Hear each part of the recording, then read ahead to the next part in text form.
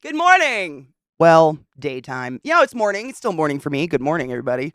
I hope you're doing well. My fucking shoulder is fucked. So if I seem really stiff, I don't know. It's been bugging me for a couple days, but man, I woke up this morning and just like, Satan has a very special pineapple. oh god, it's killing me. Mandel the fuck. Thank you so much for subbing to the class, keeping the classy alive, and giving any swings for 30 fucking months. I appreciate you. Go forth and be consensual, bitch. And hail the dankest of lords. Take your joy, motherfuckers. Did you take your joy today? Never forget to take your joy, and I guarantee your day will go as smooth as velvet. I really, really, really think it just needs to pop. Like I keep like throwing my shoulder around in different positions, just hoping it'll pop, man. It's killing. It just makes everything so hard to do. You guys know. Anybody who has a back problem or a shoulder or neck thing, I'm tired of just like yelping. But I hope you're doing well. Happy Saturday. So from work this week, man, thank you for complimenting my hair, by the way. It's just huge. I mean, I can't, like, it's so hard to do anything when your neck and back are fucked up, so I just let it go, and now I look crazy, but here we are. Curls, man. Yeah, I took that day off. What day was it? Thursday? And did, like, a hard clean of my whole house, and I'm pretty sure I probably did something. Like, I went a little too hard. I don't know. It's very floofy. My hair's huge. This is me trying to tame it down and clip. Look at the olden days clips. Yay. I have lax ligaments my whole that's me too. Yeah. Yep. I mean, I learned very recently in life why. Like I mean, you guys know this. I've talked to you about this. My sister and I totally thought it was normal for people just to fall out of their joints. Just to like, dislocate normally. Ouch. Until, I started streaming and talking to people who had POTS and shit, and I was like, maybe I should talk to my doctor because I don't think this is normal. Oh, God. I just want it to pop, man. Pop! Oh, I had a frozen shoulder. Yep, that's exactly what it is, Mish. And it's like, it affects my neck, so I can't get my neck to my shoulder on either side because whatever it is, it's like right here, and it's just, ugh. Good morning, Coach. It's driving me nuts. Driving me fucking nuts, man. I even took a bath last night. I took a bath last night with Epsom salts and soaked in it and just like laid there. I think I almost fell asleep actually. I started falling asleep in the bath. Nothing, man. Is it? Is this my murder hair? This is so unfunctional hair. One of my favorite slash probably toxic traits is pointing out in movies where there's like a character that's female and she's like a badass, but her hair is definitely highlighted and she wakes up 2 hours early every morning to curl that hair. I love pointing it out. I love it. It's one of my favorites. Like this person who like, they don't have a home and all they are is an assassin, but they get their hair highlighted every 6 weeks by somebody and they're waking up 3 hours in the morning to sit there with a curling iron. They have to. None of that's real. It really like eliminates the badassery. I mean, I don't know. If you got shit to do, you put your hair up. Facts. It's just facts. You put your hair in a big old nasty bun on your head and you get to work. You don't do fancy hair. Mm-hmm. The makeup and the hair alone. Yeah. Like none of that's real. It just is, but it's probably like that's my toxic trait. I love to point that out and be like, there's no way. She ain't that badass, let me tell you. Good morning, Rage. I hope you're doing well. Ouch. I used to throw a softball, pop elbow back in place, catch the return throw the softball, pop and blast. You're my sister. That was my sister. She was a pitcher and a first baseman, and that was the same with her, yeah. I found a YouTube trainer channel called Squat University. I was just bitching about that yesterday, Vex. Do you remember like I want to write that down. Do you remember when we were like in I think all schools did it, but like high school, middle school, they would have like those fitness tests. I was bitching about it yesterday because I like growing up, I always thought I was not fit. Like I thought I wasn't in shape even though I played every sport ever. I've always been running, like I'm active. But they would, you'd have like 3 months of gym where it was basically playing kickball indoors. And then all of a sudden they'd be like, okay, we're doing a fitness test. You have to do 50 push-ups and see how many push-ups you can do in a minute, how many sit-ups. But it was like we never did any of that outside of the stupid fitness test. And I was bitching. I was like, bitch, if they would have had a squat for that fitness test, I would have beat everybody. Everybody. Hold on. Squat University? I love that. That's fantastic. I could have out squat all those motherfuckers. Like, my arms are birds, but my legs, I can go forever. But none of that was, you don't squat for a fitness test. It was always push-ups and sit-ups and like a plank or something. I don't even remember the rest. Good morning, Reasonable. How are you, love? Good morning, Marv. The dogs, they're probably with Zach, honestly, because he's up and moving. Bless you. I will save that. Please don't autoplay anything with audio. Don't do it. Okay. We're waiting on thermal paste, but I'm gonna save that. I wouldn't force you guys to watch squat videos. No one here is interested in fitness like I am. I would never do that. Unless it was like a porn thing, maybe. You would be into it. I wouldn't, you know what I'm saying. Shut up. Shut up, you're fine. Squat master, no shit. It's just because I've got big, thick thighs. Like, I've always been really good at squats. Like, I can out squat anybody. I'm really good at deadlifting too. I used to out deadlift all my guy friends. My legs and my core is where all my strength is, but my arms, like you guys know, I've told you, I've been trying to bench press for years and I still can bench press the bar. Like, I have no upper body. It drives me crazy. What is, oh my God, this isn't the new Hosier stuff. Some of it's very choral. It's really good, but some of it's a little, what's the word? Soft.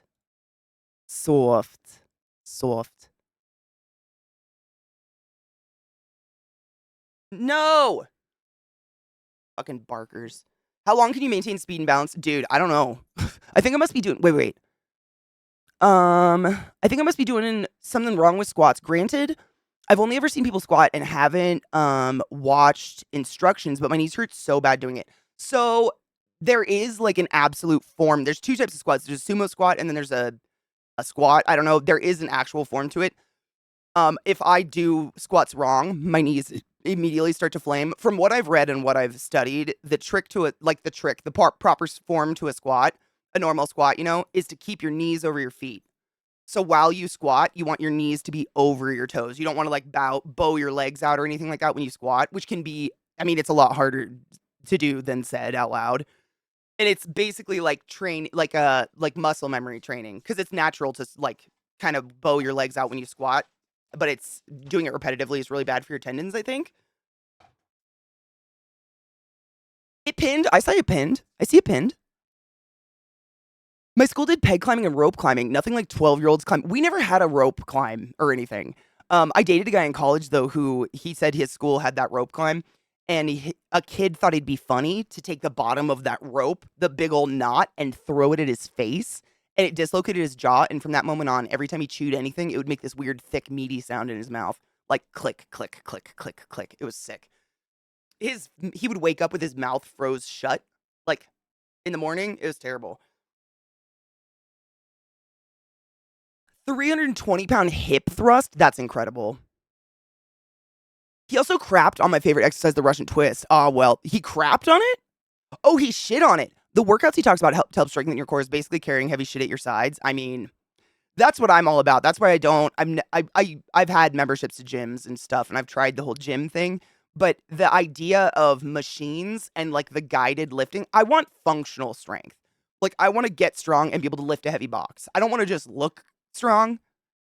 And I feel like the guided machines and shit like that, they don't really gear you towards actual like strength. They're good for getting form down, because they do like they actually no shit, if you're interested in joining a gym, I can't stand being in a gym. I just don't like it. But a lot of gyms that focus on weightlifting, they'll actually have a squat rack that is, you guys have probably seen it. The squat bar is connected to the rack. So, like, you can't waver. It really assists you in going straight down and straight up, so you can't fuck your body up. It's really good at getting your form down, and then you want to move on to doing it on your own.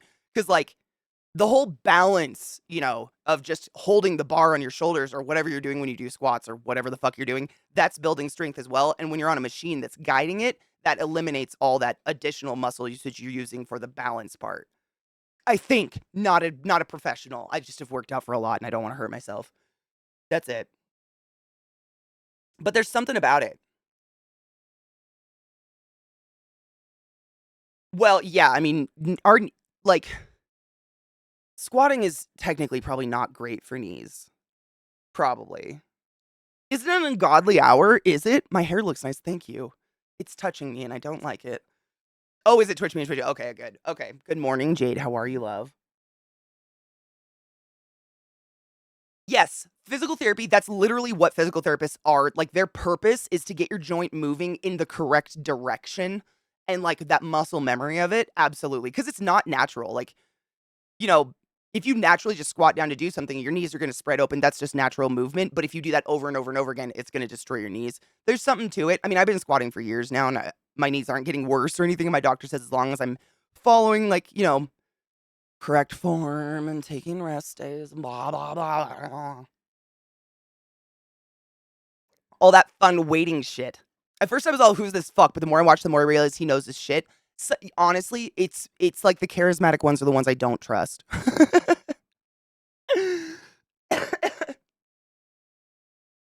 I mean, who's still able to roll forward? What do you mean roll forward? Like do a somersault? I can do a somersault, but I'm 36 or 27 or 49, something like that. I'm a ripe old age of 55. Exactly, Mandel. How you get your entire body to work is to do free weights, but you have to have form. And if you don't have someone to teach you form, I think the machines that guide the form are good for learning form. Like I've definitely used them before. I just don't. I don't think it's like not advantageous to anybody to rely on like gaining realistic strength by just using a machine like that all the time. Which is why I prefer free weights. Way back in the day, I mean, you guys know me. I obsess. Like I get into one thing and I become a pro in it real fast. I get real obsessed with stuff. And there was this lifting book. I'm trying to think of the name of it. It's legendary. It's this huge. It looks like a phone book and I want to say it was blue. Oh man, I don't remember. I have it somewhere. Ow. Somewhere I've got it.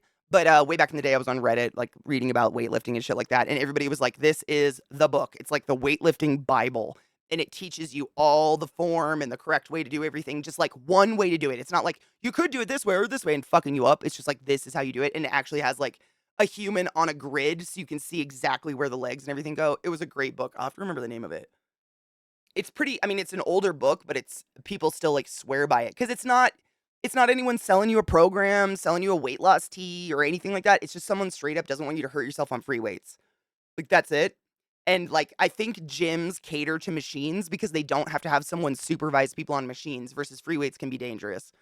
That's my theory. I don't know.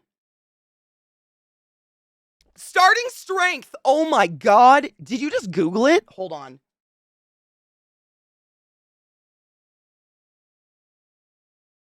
Amazing. That's the book. Dude, I haven't looked at this thing in 5 million years. I honestly, like, I just obsessed over it, read it all, got really good at it, and now I don't read it. That's seriously, the Google foo, this is it.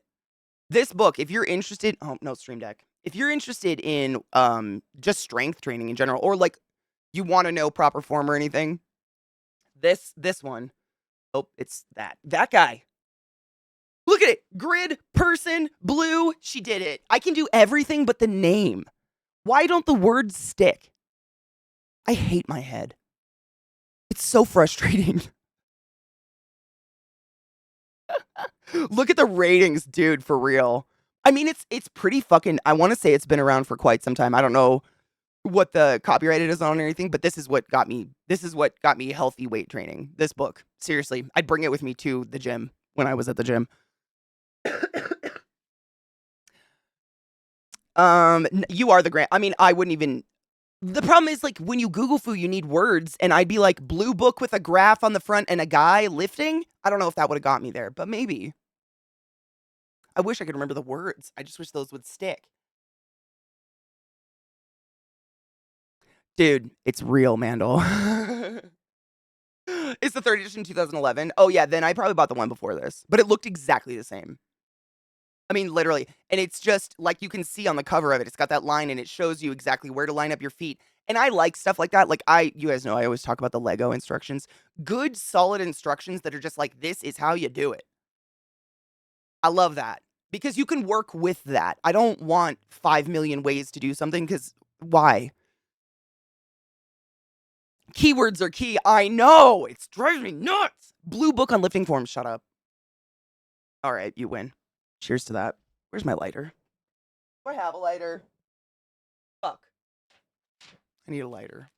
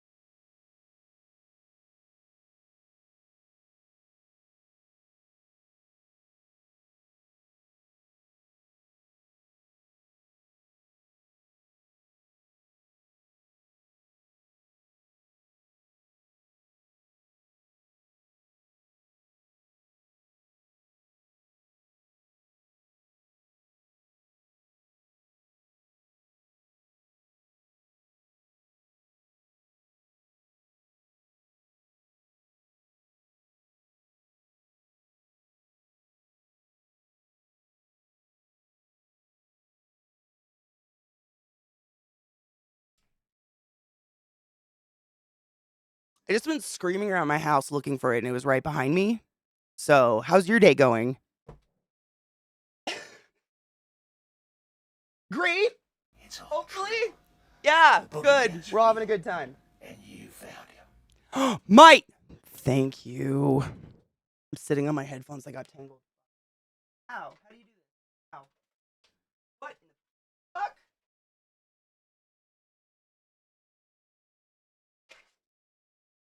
How does this happen to me? I am chaos walking, I swear to God.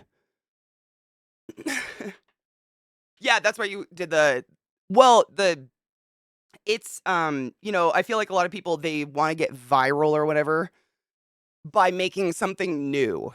It's like, you've all heard of squat form, but now I'm going to show you the real squat. Like, you could just go viral by teaching shit the right way. I don't know. Mike, thank you so much for setting the class, keeping the classy light, and giving a fucking anus swings. I appreciate you. That's a long time. Thank you, bitch. What up, Nameless? Good morning, honeybean. The Kegel Blue Book? Have I ever told you about my boss at Lowe's whose vagina fell out at work due to lack of pelvic floor strength? So that happens. Cheers.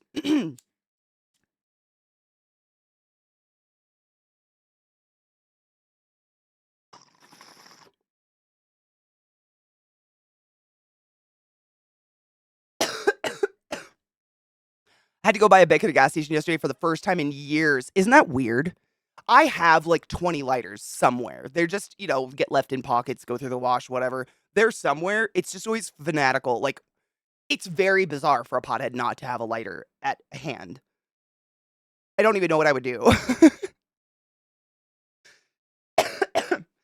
There's a simple joy in having a conversation with someone from the other side of the world with just music. 100%. That's the joy of this. That's the joy of what I get to do every day. Seriously, I feel like I talk about that too much, but I genuinely very much enjoy just talking to people. It's my favorite. I mean, people are interesting, dude. Pelvic floor, right? Kegels strengthen your pelvic floor, but literally any core exercise strengthens your pelvic floor, which can reduce the likelihood of hernias, prolapsed anuses, and your vagina falling out at work. Never in my life. She called me from the bathroom and goes, "There's something hanging out of me." And I was like, "Go to the hospital. What the fuck?"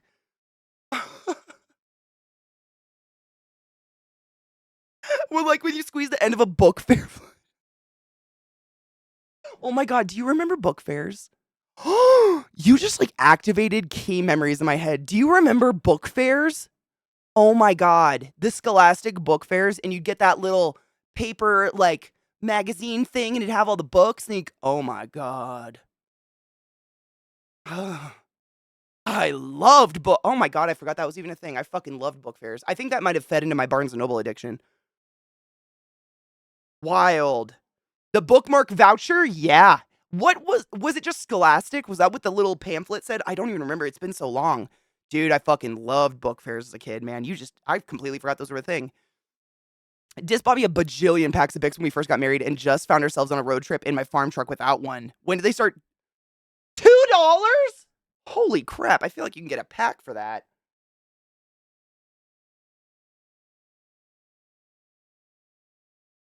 Was it the Scholastic ones? Yeah, they were the shit. My brother's dog had a vaginal prolapse. Looks like she had a nutsack hanging. Yep. It can happen to anybody. It doesn't mean anything. It doesn't mean you treated your body wrong or you were overfucked or underfucked. It can literally happen to anybody. It can happen to kids. It's just, but pelvic floor strength, can absolutely aid in that not happening.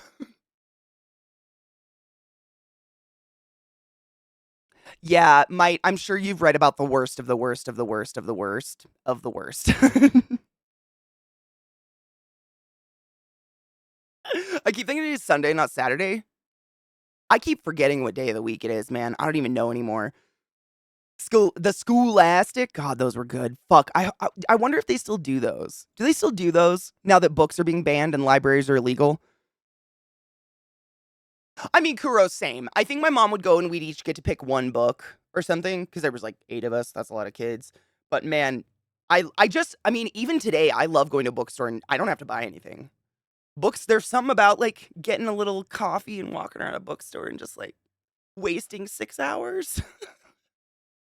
I fucking love bookstores, man. That was one of the number one things I missed during COVID, like the shutdown, was just going to a fucking bookstore.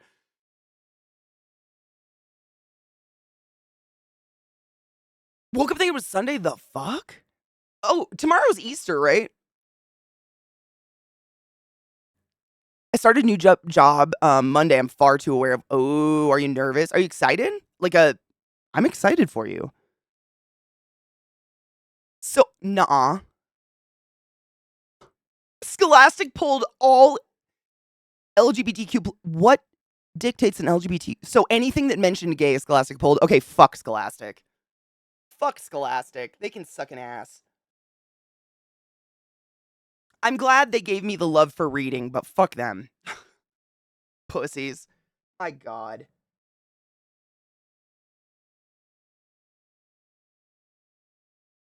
That is such a pussy ass move, right? I hate the world.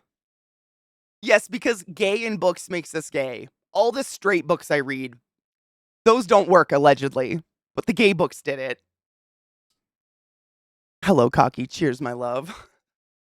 Me too. I mean, Scholastic it was like the birth of me loving reading, getting excited about it. I'm grateful it existed, but what a pussy ass piece of shit company. Oh, I am smoking. Oh, still Egyptian Lotus. I just got an ounce of it because it's cheap. I'm actually really low in weed, so I'm nursing it, but Egyptian Lotus. It's a good strain. I like it.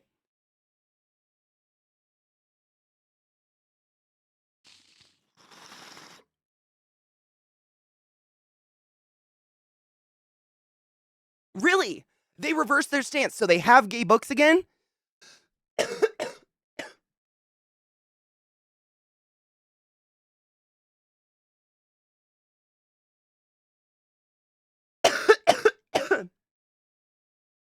Reasonable, same. I can kill so many hours at a fucking bookstore.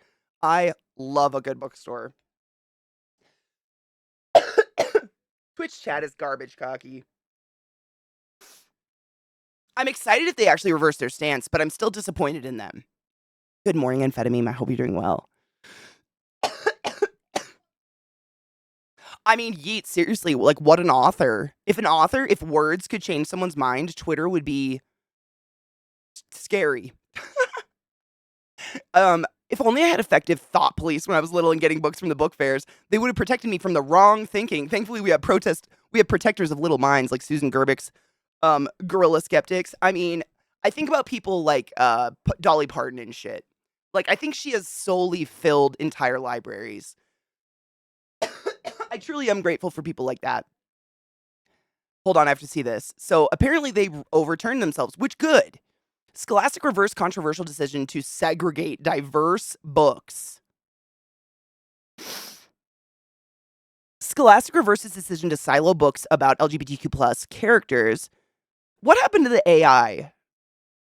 Have you guys noticed everything's just LGBTQ plus? What happened to AI? Didn't we officially add LGBTQIA plus?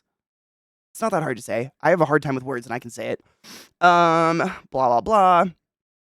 The children's book publishers said it was a mistake to segregate books about diversity and that starting in January, the collection will not be offered Wait, the collection will not be offered at book fairs at all, according to a statement Scholastic issued October 25th that Edweek obtained. Quote, we understand now that the separate nature of the collection has caused confusion and feelings of exclusion.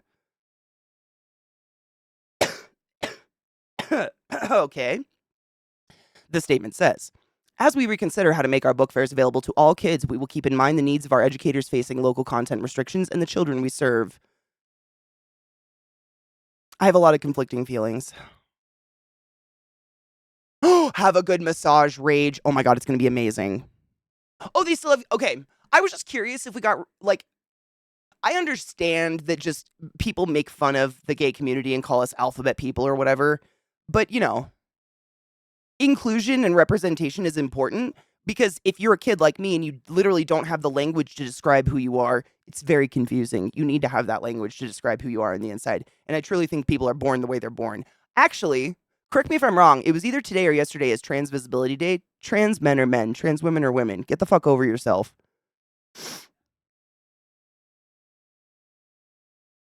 Period.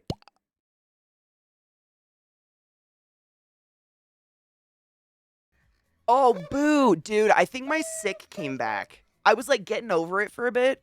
And then yesterday I started blowing out green shit again. And I had a little bit of a fever last night. I was like, fuck, dude. Why am I not over this? It's been like a week and a half. The plus is, I think the plus is basically like however you want to describe yourself. But I don't know. I don't know. I mean, it's honestly, it's up to those people who describe themselves that way. I think it's up to them, you know? They're, I'm the B, we don't matter, so whatever. Cis white married 40-ish former musical kid who read all the gayest books growing up. My parents were cool and I love my wife. Free the books, dude. Hard right. Hard same. Hard right? What? Hard same. Same. I've read, I mean, I couldn't even tell you. I'm sure a lot of you are this way. Like, how many books have you read in your life? This with an exponential number on it somewhere. And I don't think any of it made me like it's real hard for me to think I could read a straight book and suddenly be just like hard straight. I don't understand. People get scared. It's normal. That's why understanding by one's ideals is courageous in the face of fear mongering. I agree. 100%. Facing that fear and accepting it's okay to just not understand something fully, I think that's a big step a lot of people are afraid to take. You don't have to understand everything. You don't have to, you know, see that point of view to accept that it's real and acknowledge that human. You know what I mean? I'm so mad at Twitch chat. I was trying to tell a story about how I need bladder urethra pull-ups. Oh no! Oh my god, Twitch chat is just fucking you. Dude, have you scheduled it? I've heard it's like ridiculously easy. Like it's the simplest, like they literally go in and put a stitch, like one stitch and it's done. It's pretty fucking mild. Like it's just something that's so fucking common, especially with people who have given birth. Like if you don't know, people who have given birth to a child, that often fucks their pelvic floor. I'm sure all of us have heard jokes about how your mom pees if she laughs too hard or jumps on a trampoline. That's the pelvic floor. And it gets fucked when you squish a watermelon out your poon. And a lot of things can get a little fucked up. Like a little, you know, just shit. I mean, it's very normal. It's so common that they've really normalized the surgery and like the fixing it so easy. It's like an in and out kind of thing. No pun intended. Rod did it, motherfucker. I fucking love LeVar Burton. I knew someone who, when they were a kid, they were on Reading Rainbow. When cameras cut, LeVar would put in all his earrings back in and hack. That's amazing. What a fucking quality guy. Hold on. My chat did the jumpy thing. Oh, it's tomorrow. Trans Visibility Day is tomorrow. Well, we can say that trans people are people every fucking day. I think all of you would agree. Trans people still confuse me. No, hey, I just don't know what I'm supposed to refer to them as, so I treat them the same as I would anyone else. I think that's exactly what they want. I'm going to be honest. Of all, I have an amazing representation of trans people in the community, and I think universally it's just like exactly that. They don't want to be pointed out, a spectacle. They just want to be themselves in the body that they chose to be in and left alone to exist like the rest of us. Seriously. And I've never ever met someone who goes by alternative pronouns that is offended when I ask, hey, can I ask your pronouns? they're usually stoked that I would even think to ask. I mean, that's how I mean, people are people are people. People are people are people are people. You know what I mean? They're just people. I really, truly, I think the trans community just wants to be left the fuck alone to live their lives and not be picked and prodded at for being, you know, or be othered consistently. You know what I mean?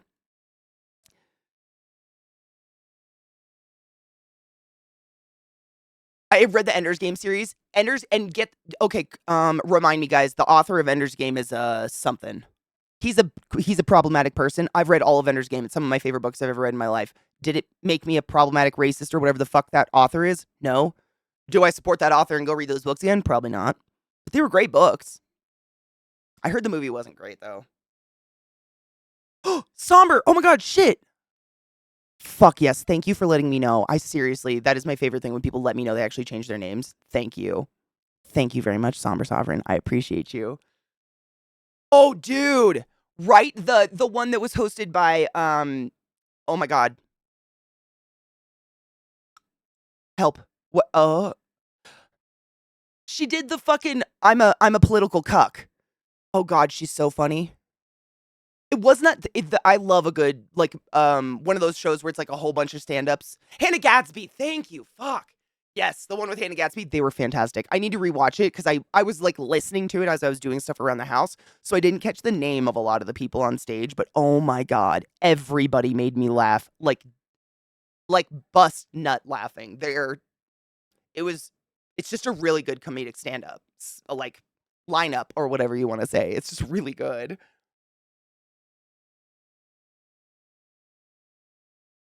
I saw something on Twitter where someone posted a photo of a cis man. I think it was either them or one of their friends, and pranked transphobes. These transphobes started dissecting a selfie of this person talking about dissecting a selfie. How bored are you? Get a fucking hobby. Talking about their jawline and how it's not square enough. Completely took the bait. It's amazing watching transphobes make fools of themselves. No shit, eat. There is an amazing YouTuber who I've been watching recently. They're called The Click. And it's this Swedish guy who goes through Reddit posts and stuff like that. I mean, various ones. But one of my favorite series he goes through is Accidental Allies. It's amazing. And it's when transphobes accidentally absolutely affirm a transgender person, but they think they're not.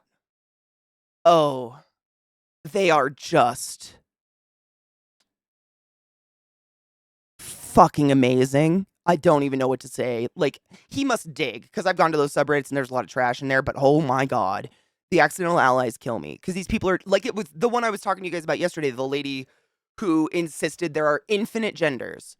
LGBTQI plus community is fake, and they don't know their shit, because we only claim 68 genders or something like that, or we claim a spectrum. There are literally, a person with a Trump shirt on at a rally said gender is a construct. And I'm just like, do you have any fucking idea what's happening right now? Wake up. What the fuck is going on? They're so they just want to hate somebody. They don't know why. I'm convinced of it. Yeah, people are people. Race, sex, nationality, whatever. Some suck, some are great. Most fall in the middle, 100%. Yeah, there are shitty people everywhere. There's shitty, I mean, Kris Jenner. Kris Jenner's shitty. I always names, though. The other Jenner. Help. Caitlyn Jenner. Yeah. She literally ran someone over. She, like, murdered someone with her car and got off. And is a piece. She's in general kind of a shit human a little bit. And is trans. Not all trans people are good. Not all straight people are good. Not all anybody's good. You cannot generalize the human experience. Some people are shitty. I'm happy she got to be in the body she needs to be in and feels safe in that body and whatever, but doesn't make her a good person. Yeah, Caitlyn, thank you. Yeah, she's a transphobic trans person. Very much so. Yeah. And it's just I mean, I pity. I don't. There are shitty people all over. I mean, that's one thing I learned working. I remember when I got my big job at the hospital, the first hospital I ever worked at, and I was like, now I'm finally going to be in this mature atmosphere with all of these very intellectual people, and everyone's just going to take everything so seriously, and I won't ever have to deal with bullshit ever again. Every job I've ever had is the exact same cast of people in a different setting. You just take that printout, stick it in a hospital. Same fuckers. People are people are people. Doesn't matter how smart they are or what their people's logic. Yeah. Or lack thereof. I mean, it's just not there. I mean, I don't know. I don't know. I get very frustrated. Who cares how you present? Are you an asshole? Cool. We can find ways to be friends, right? Yeah. Do you have a sense of humor? We'll probably get along. Probably. Right. The Click is great. I found him in the last year. I don't know how he'd never come across my YouTube before, but he goes through some, I mean, there's other subreddits he goes through, but Accidental Ally is one of my favorites because people truly, they have no idea how confirming they're actually being. Like, they think they're making a point and hurting trans people, or I'm trying to think of an example, but they'll go after someone who is trans and be like, you'll never be a man, you're gonna try, blah, blah, and that person is a trans man or a trans woman, and they're like, it's just things like that where most of it's astounding because never in my life, I mean, you guys, you're probably very similar to me, I'm sure most of us kind of strive not to interact with anyone in public, right? Like, do your best to just get through your day and get the fuck out kind of thing. I do anyways, let alone go after someone for the way they look or something. Unless they had the N-word across the t-shirt, in which case I'd probably do a lot more than say something. I don't understand. I just don't understand. I don't think I'd be the first person to do something, though. It's get a hobby. I just don't, I seriously, I know a lot of us are like this. We've recently found that there are some people not like this, which is insane, but I have a constant dialogue, internal dialogue, 24/7. There's talking going on, me talking to myself in my head all the time, practicing conversations, thinking about tomorrow, the next day, the consequences of something, blah, blah, blah, blah, blah. Never does it, I never get I'm never searching for a topic to think about. My head's always got something going on, and it just baffles me that these people have nothing better to do with their lives than think about what you and I are doing in our gay little bedrooms, which is arguably super fucking gay of them. You know?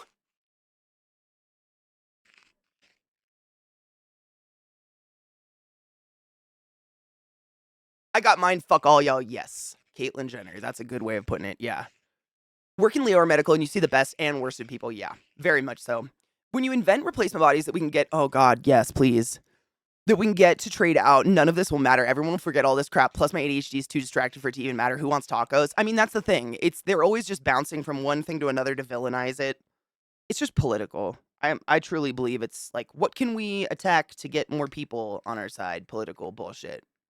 And they just pick another group of people. Whether it's saying young furries are using fucking litter boxes, which, oh, what? Or, whatever. All stupid. Yeah, I have a really hard time. Everybody's has the right to be whoever you want to be, right? But there are some humans in this world I've come in contact with who they just take themselves and everything so excruciatingly seriously. They have exactly zero sense of humor. And by zero sense of humor, I just mean being able to laugh at yourself. I don't mean I'm going to start throwing offensive shit here and there. I don't do offensive jokes. I think it's very easy to make people laugh without being a racist or etc. You know? It's hard to it's really hard for me to communicate with somebody that everything is literal. Everything. And I just don't know what to do here. I'm like, what happened? The internal dialogue never stops, but it's never just drifted into an evil place. And I think that's what these people claim. Or something. I don't know. My brain has never accidentally drifted into evil places, unless it's considering me. Tacos, yes, please? Yeah, telling a trans man that they'll never be a woman. Yes, you are correct. Exactly. Or attacking people in a bathroom, but they're in their chosen bathroom. They're chosen, you know what I mean? Things like that. It's just, they're beautiful. Because I'm sure these people walk away from those situations was I just affirmed by the meanest person in this gas station? Penis! Oh my god. I've recently learned that the vast majority of people never clean their water bottle. Never. Do you know how much bacteria is in your mouth going into that little dark space with oxygen and water and just breathing?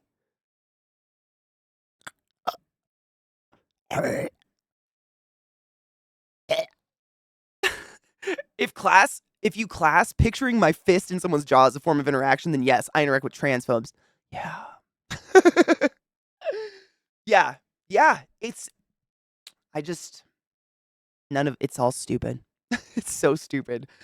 I'm actually ordering them right now. So get your order in. Oh my God, get them. What kind of tacos though? Do they have, dude, if you've never had tongue tacos, lengua, do it. They're phenomenal. I hope you're doing well, penis. Dude, I wash my water bottle all the time, but I wear chapstick and stuff, and it gets on the lid every time I take a drink, and it just sicks. I can see it, and I'm like, absolutely not. It's so gross to me. Junior had mold growing in his when we first figured it out. Honestly, it's more common than you think. I learned this recently. The vast majority of people never clean their water bottle because they're like, isn't it getting clean every time I rinse it out and put more water in it? But like, think about the human mouth. I don't need to go there, right? Human bites can send you to the hospital. The human mouth? Oh my God.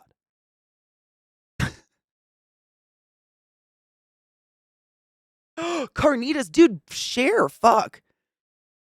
But it's my bacteria. I've been raising it since I was a child. Cultivating it, harvesting it. I make my own sourdough with it. Man, I miss Carlin. Cheers to that dude. Rest in peace, you silly fuck. He was just so fucking before his time. Or like, not even that. I feel like Carlin comedy is that shit that's gonna be timeless. Or so, what's a word for it? Fuck, dude. Carlin. Cheers.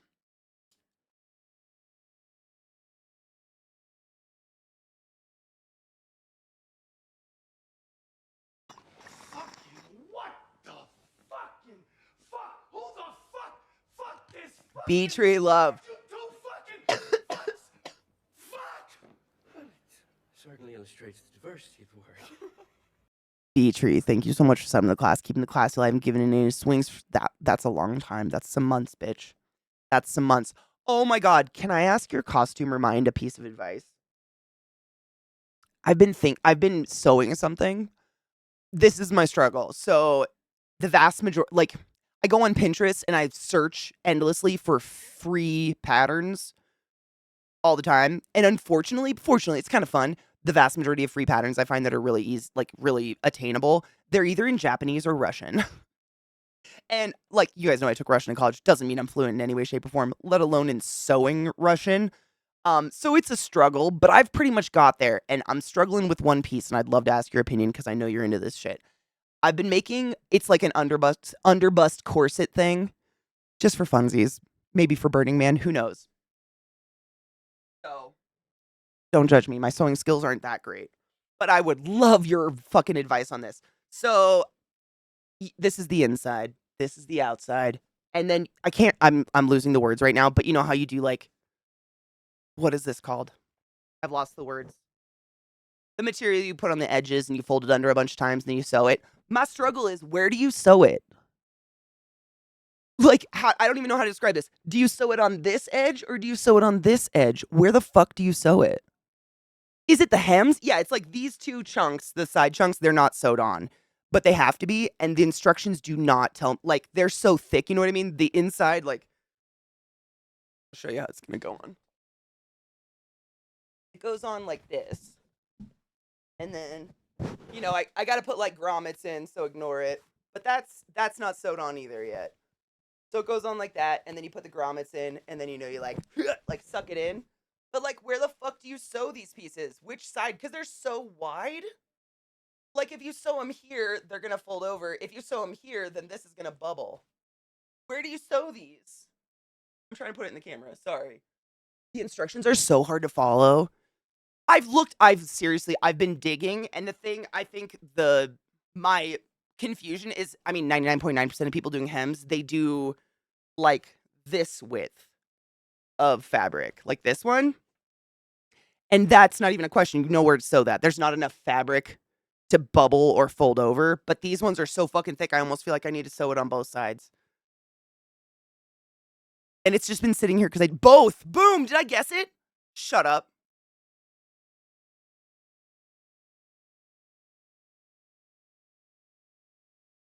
Yeah, like other people are saying you can. I usually do both sides. Okay.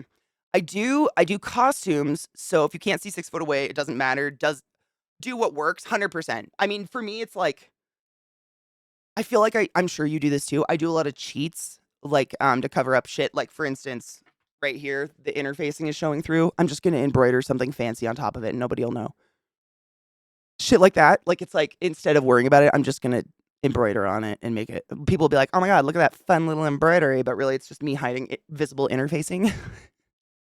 Shit like that. I guess it's not cheats, it's just, like, not part of the recipe, if you will. But yeah, I've just been staring at this for days. I've had this assembled for like a week and just like the instructions just say put it on in Japanese. And I'm like, I put it on, now what?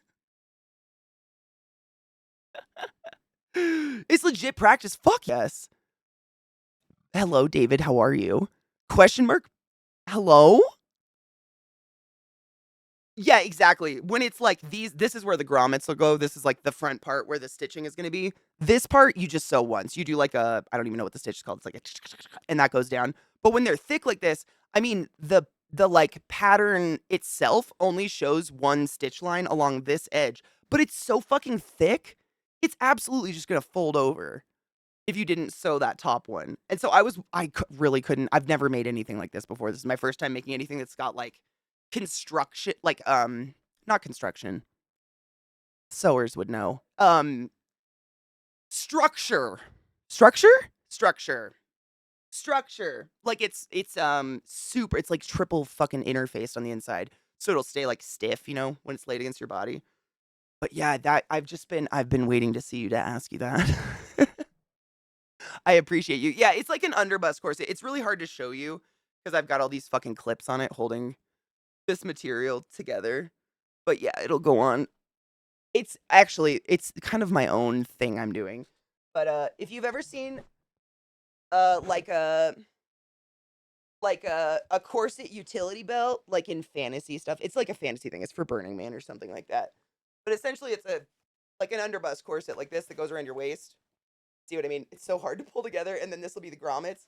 And then I'm gonna put metal rings and then a little chain and then like a little hip bag, but like removable stuff. I don't know. I thought it'd be fun and cute.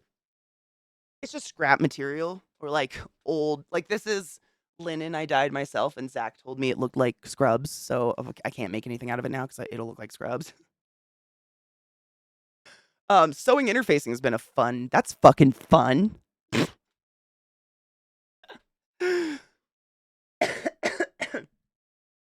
Mandel, it's fun. I mean, honestly, it's like I had stopped sewing for a really long time because I just got bored with it. Like I knew how to do it. It's a horrible, horrible trait of mine. But once I know how to do something, I kind of don't want to do it anymore. And so I started looking into like stuff that's, more complicated, like multiple steps. Dude, okay, I've got one more thing I'll show you because I know this is really cool. I'm actually kind of proud of this one. Hold on.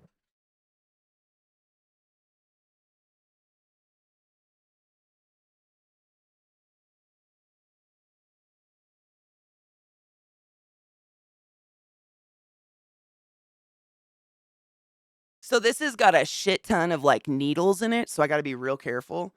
But if you've ever seen like Victorian kind of fashion, whatever, they'd wear a corset and then they always have that cute little camisole over the corset that would protect the corset from the outer clothes. So because I'm making that little corset thing, of course I had to make a corset. It's called a corset cover. But I had to this is the Victorian pattern. I told you guys that I found a fucking Victorian, like an Edwardian pattern, not a modern pattern, like actually a pattern from Edwardian days. And I was like, you know what? That seems impossible. Let's do that. Why, Katie? Why? I don't know. But I had to hand sew all this fucking like Swiss insertion lace into it, and I'm actually pretty proud. It looks nice. But again, it's that scrub material because I can't wear that because now it looks like scrubs. But the needles are so pokey. But that's oh, and there she goes. It essentially like sews up in the front. But I had to hand sew all this lace onto it, and it looks really nice. I'm pretty proud of the lace. It looks good. It still has to be sewed, obviously. A titty tent, literally a titty tent. Yep. And then like this is the insertion lace. So this stuff, you have to lace like a ribbon through it, and then that's how you tie it in the front and like tighten it, whatever. I don't know. If it's a challenge, it's a lot more fun to me. If I have to sit there and like stare at it and actually kind of think through it, versus if it looks like I could do it really easily without even thinking about it, I kind of don't want to do it. It's a really bad habit. It's terrible. You saw a challenge that said bet. I did. Seriously, I do it a lot. It's terrible. I look at something, I'm like, that looks complicated. I'm gonna do it. It's and then I just work. I mean, I hate myself afterwards because it's so hard. Like it's understanding the language is the worst part of that one. Like just the yeah, that's it. It's just really it's, and half the I mean insertion lace, like finding shit like that doesn't really exist anymore because we don't use it in fast fashion is impossible. Like that shit, it's kind of fun though. Like I like going on like eBay and shit and looking for antique lace that people have torn out of dresses or whatever from the antique times, or it's kind of a fun like puzzle putting together all the pieces. It's not like stuff you would have just laying around. I do now, but you know. Okay, hold on, I gotta read B. I gotta okay.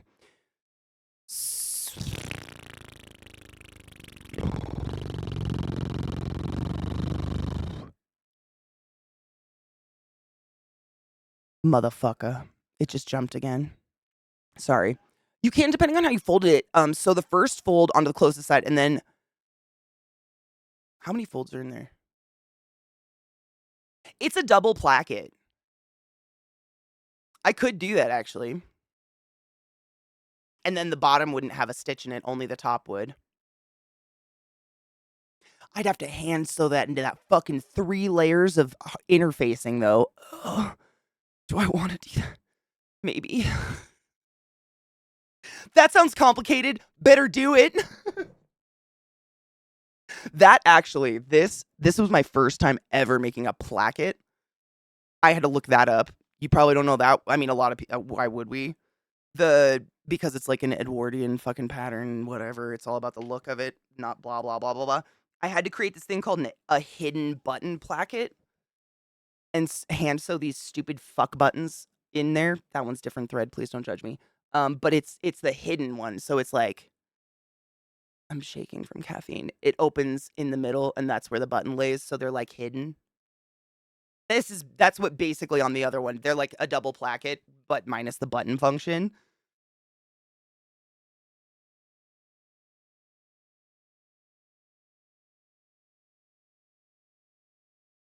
If that explains, wait, what explains Katie?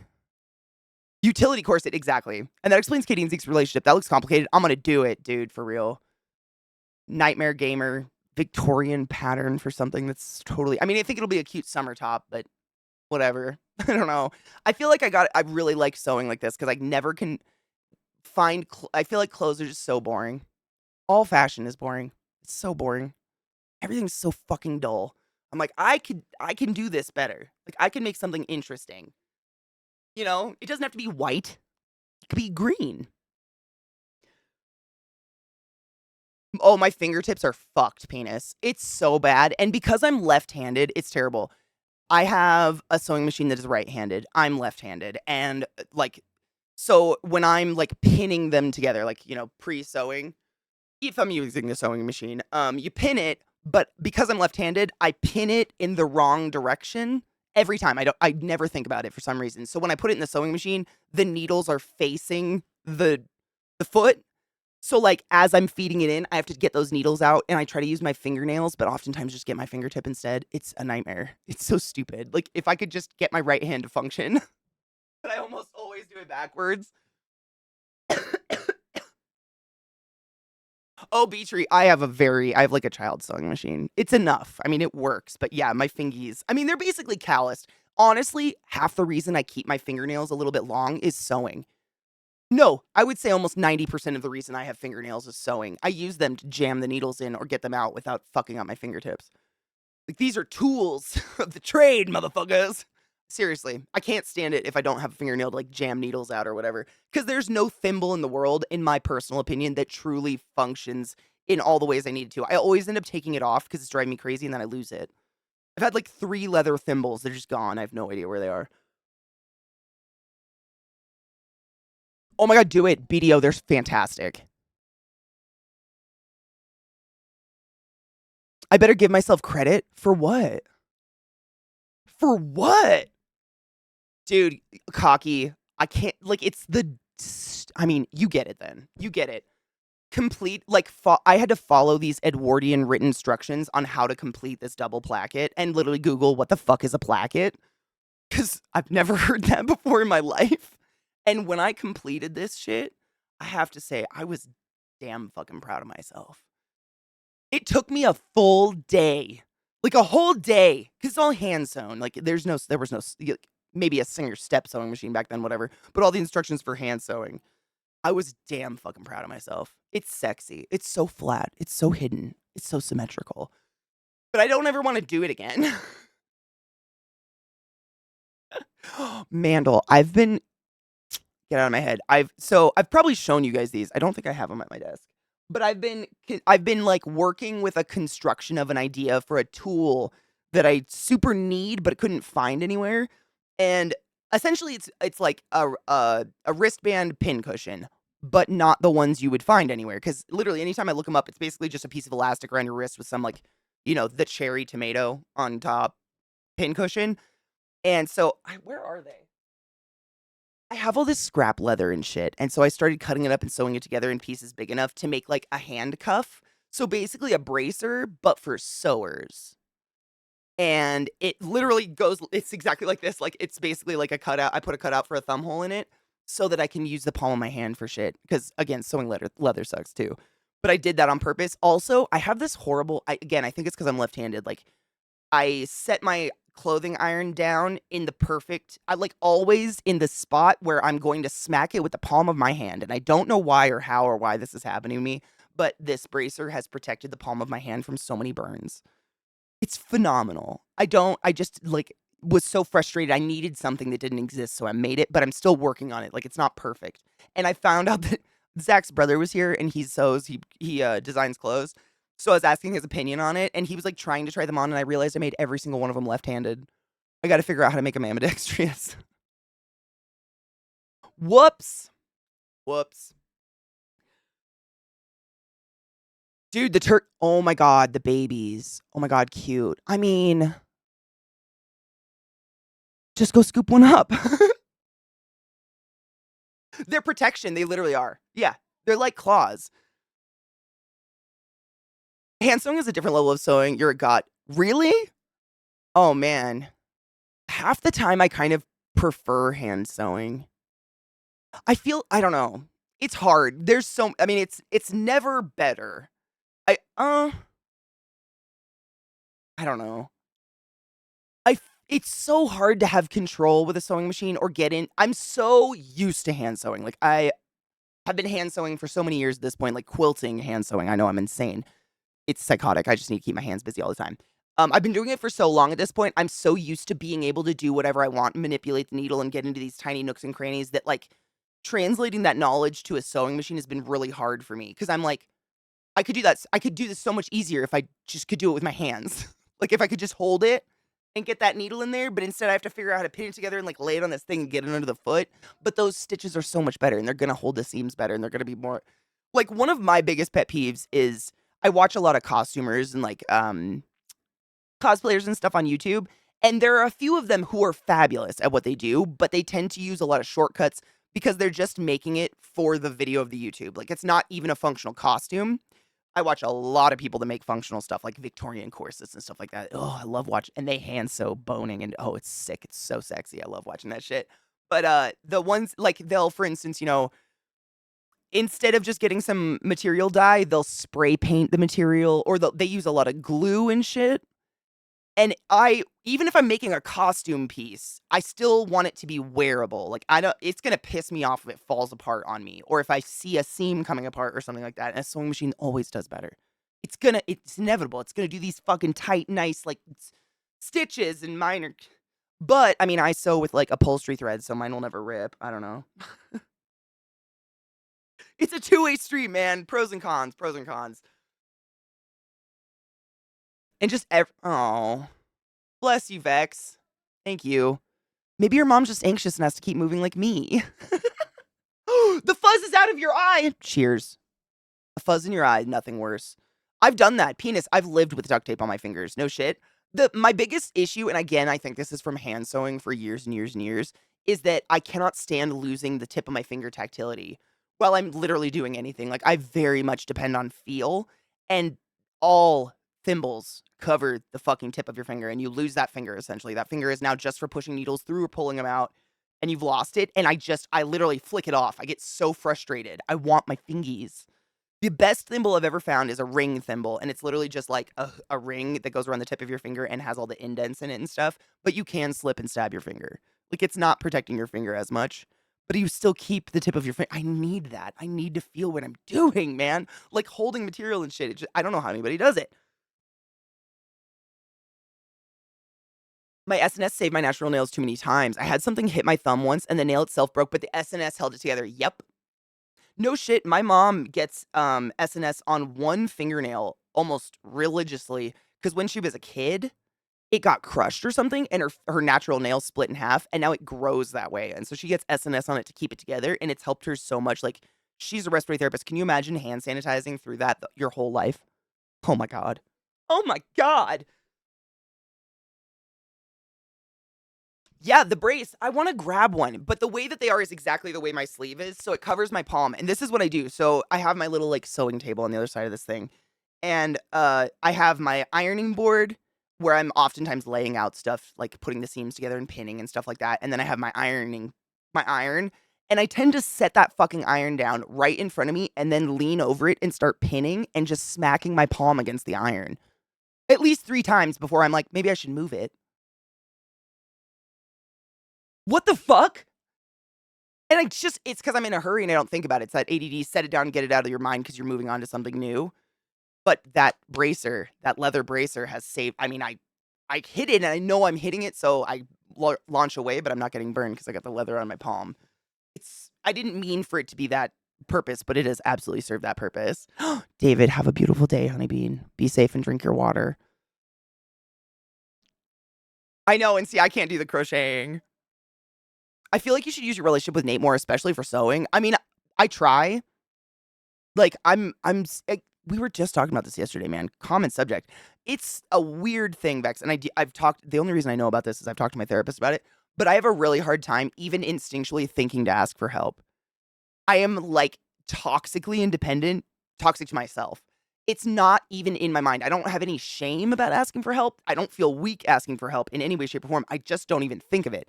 Like, if I struggle with something, I immediately go to the internet and just start Google fooing the fuck out of it, or I ask people on Twitter. I don't even think about it. I will just struggle until someone walks by and goes, "Hey, would you like help with that?" And I'm like, "Oh my god, you are so smart." Yes. Like, it doesn't even occur to me. It's the dumbest. Is not an instinct. I work on that. It's weird. Isn't it weird? Because people are like, Zach gives me a hard time. He quotes that fucking Fight Club quote all the time. Is it a problem for you to ask for help? Yes. Yeah. Yes. I need you to point it out that another pair of hands would have been great because I'm just sitting here wondering why I'm not growing another pair of hands. Help. It's so bad. And I'm not insulted if someone asks if I need help. I'm genuinely like, "Oh my god, you're so smart. I didn't even think about another human. I'm just mad I didn't alien out another hand." It's not even in there. It's hard. And people get offended and think like, "Oh, well she must not think we're that close if she never asked for help." And it's like, "No, it's not in there." It's like, imagine being thirsty and you just never think to drink water because no one taught you to. It's a similar thing. Someone has to be like, "Maybe you need some water." Oh my god, you're right. Water would be a great idea. Cheers.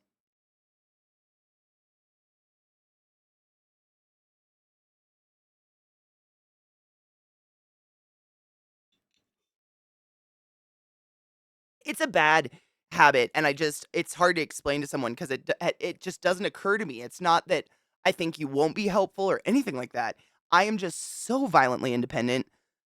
It's not even an instinct. I don't even think of it, you know? I don't know, but I love help. If someone offers, I'm all for it. Yet it never occurs, but everything else occurs to you. Like, no shit, I literally will sit here and be sewing something and I'll be like, you know what, Jesus, another arm would be great. Instead of just, ask the person 5 feet away from me to hold it real quick. And I'll just get eternally frustrated about not having another arm. It just never comes out. I don't know why. It struggle with it hard though. That's literally what I've been. That has been my most recent. That Victorian hand sewing and just like I've never in my life sewn lace. I don't know why. Like I have lace. I've incorporated it into things. I've like tied things with it, but I've never had to sew lace. And I was telling Stream this last week. One of the weird side effects of like, like I've sewn my whole life, but now we're introducing a new factor into it is now I have to learn about every fucking lace known to man. So now Katie knows lace. All of it. I could make it. It's disgusting.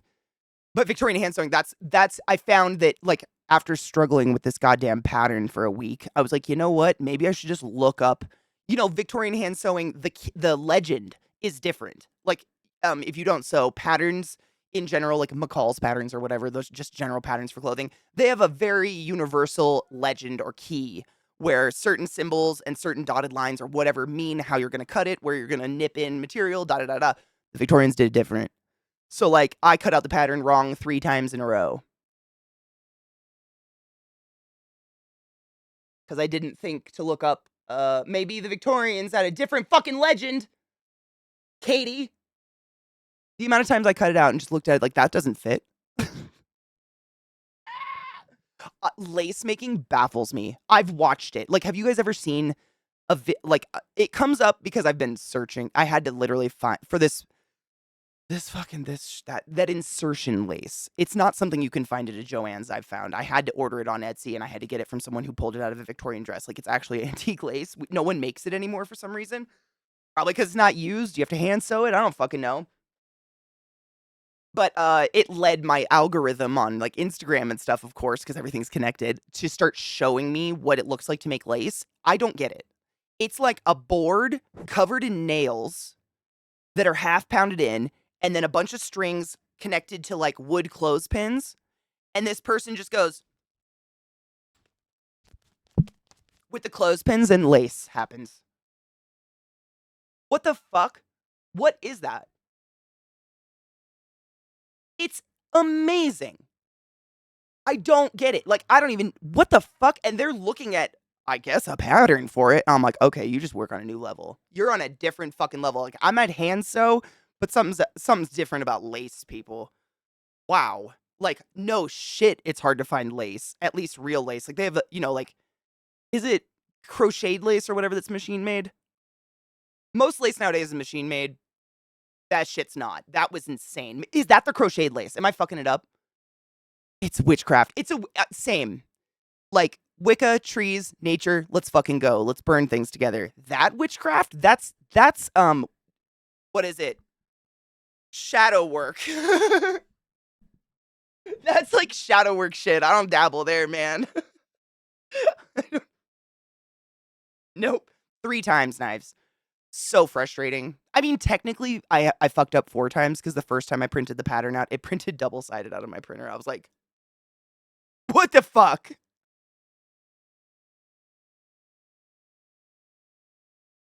Bernadette Banner has a book as well worth reading. She also has a course on the basic stitches on her favorite skills website. No shit. I watch Bernadette Banner. I'm obsessed.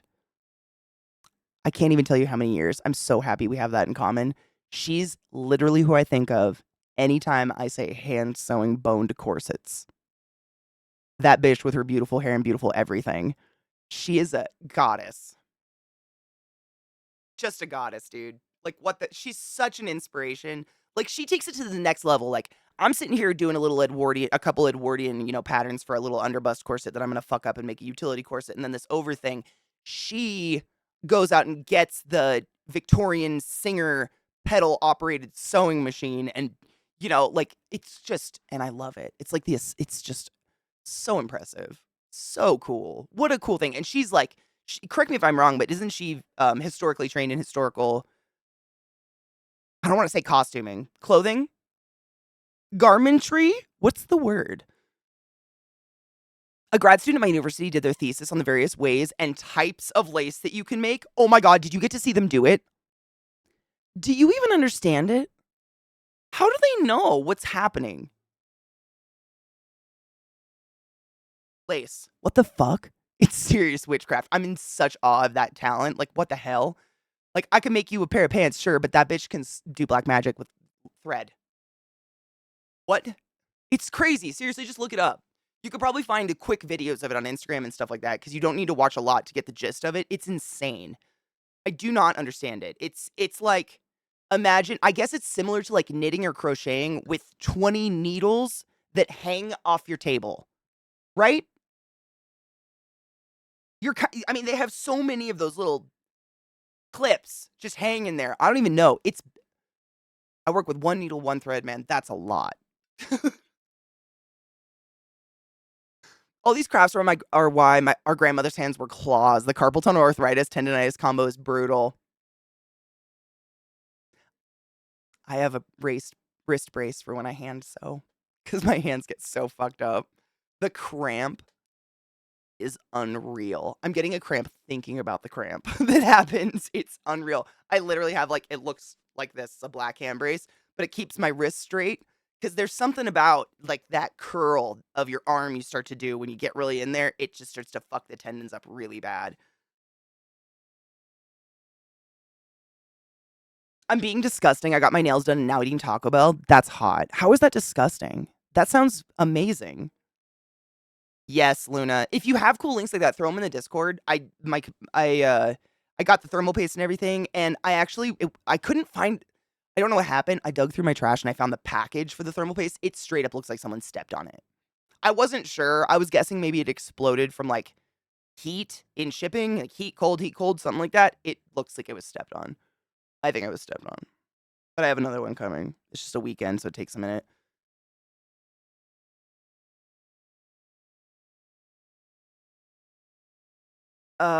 It's my finger that gets weird from the sewing.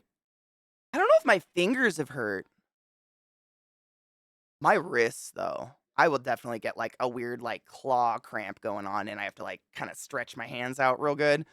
Bernadette Benner was a professional stage costumer, and I don't think she's done professional historical in particular. She's friends with a bunch though, and I'm sure you probably follow them and seen them as well. There's one girl, I'm really bad with names, but she does a lot of American historical costumes, like American beautiful I mean, and they sew them for real.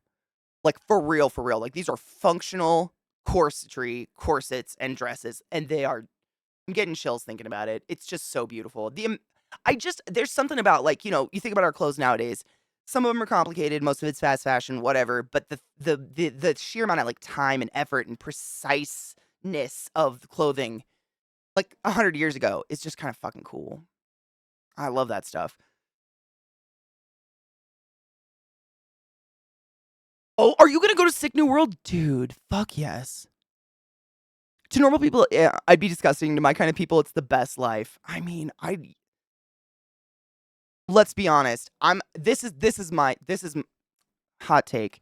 Anybody that thinks you're disgusting for getting your nails done and going and enjoying some Taco Bell, they probably have shit under their fingernails. At least yours are sanitary because they were just soaked in acetone for an hour. So, fuck them, right?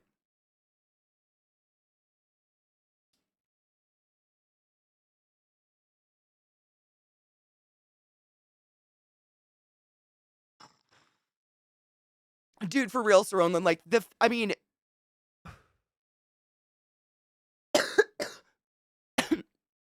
she's so talented.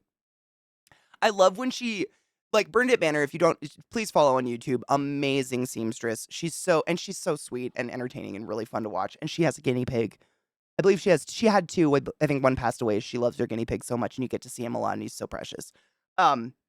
But she makes like I said, like historical costuming that is absolutely functional. And she actually, correct me if I'm wrong, she has a history of scoliosis. So she grew up in back braces, and that kind of like led her to her interest in corsetry. And corsets is all she wears now, and that serves the exact purpose of back braces for her scoliosis. Like absolutely helps with her back and stuff. So it's not only just practical for her, it also became a job. But I mean, laying out a real corset, and you guys probably already know this because we're not dumb and we read books and shit. But like corsets back in the day were lined with the baleen of whales, like that weird stringy tooth shit that they used to filter. It was lined with that. And she'll try to get like the most realistic boning possible to bone these things. And she like hand sews in this hardcore boning into corsets and shit. And I can't think of something more complicated than a corset that I've ever seen constructed by hand. Like, that shit is wild. And the fact that it has to be, like, rake pulled in, it has to have this, just the construction of it is just insane, and she does it all by hand, and it's fabulous. She has really nice hands, by the way. It's nice to watch her sew. Oh, dude, Spirit Box. It's gonna be amazing. I mean, we've all seen her. Spirit Box literally, like, sings live on her channel. If you've never heard Spirit Box, please go watch. The lead singer does, like, live recordings on her channel. You can watch her. She's actually fucking talented.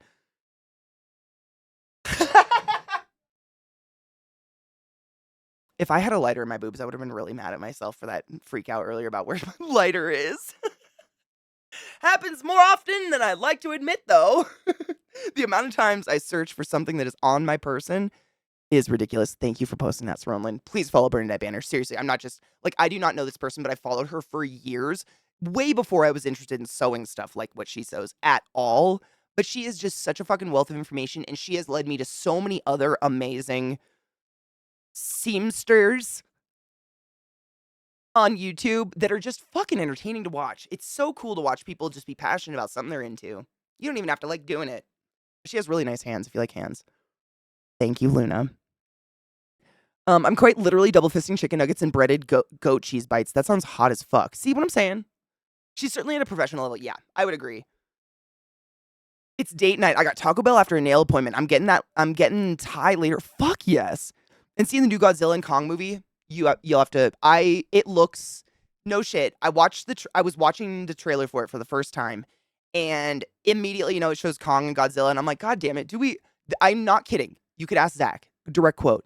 Do we really need another Godzilla versus Kong? Can it not be Godzilla and Kong team up? And then the trailer continued. Another case of shut the fuck up, Katie. I need to just sew my mouth shut sometimes. Seriously. But I'm fucking stoked. It looks really good. Dudes, dipping's, Music Man, there's something about someone who doesn't like sauce. Like, have you ever hung out with someone who just eats French fries? And you're like, oh, do you want ketchup? No, I'm good. Isn't that just a vehicle for the sauce? I thought. I don't know. Maybe this is me. I'm a big sauce person. Like, the more variety, the better. My favorite, this place closed down, which is super sad because of COVID.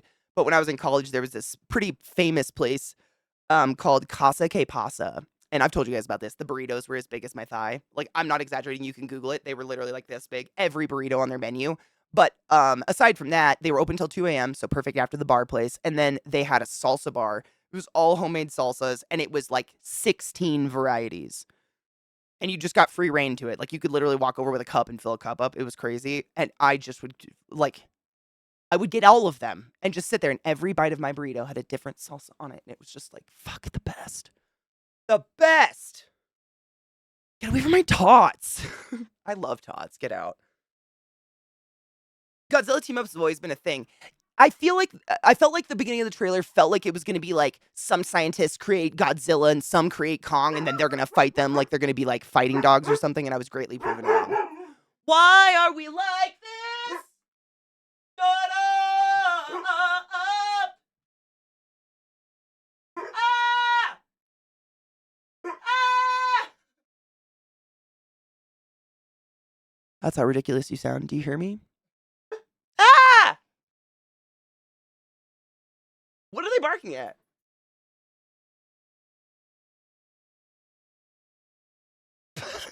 How could you? Can you alter your behavior, please? Zach laughed at something. God forbid. Old Bay goes on everything. I have a really hard time not thinking Old Bay goes on something. It goes on everything. I don't need those people. I don't hang out with those people. I don't need that kind of negativity in my life. I feel that.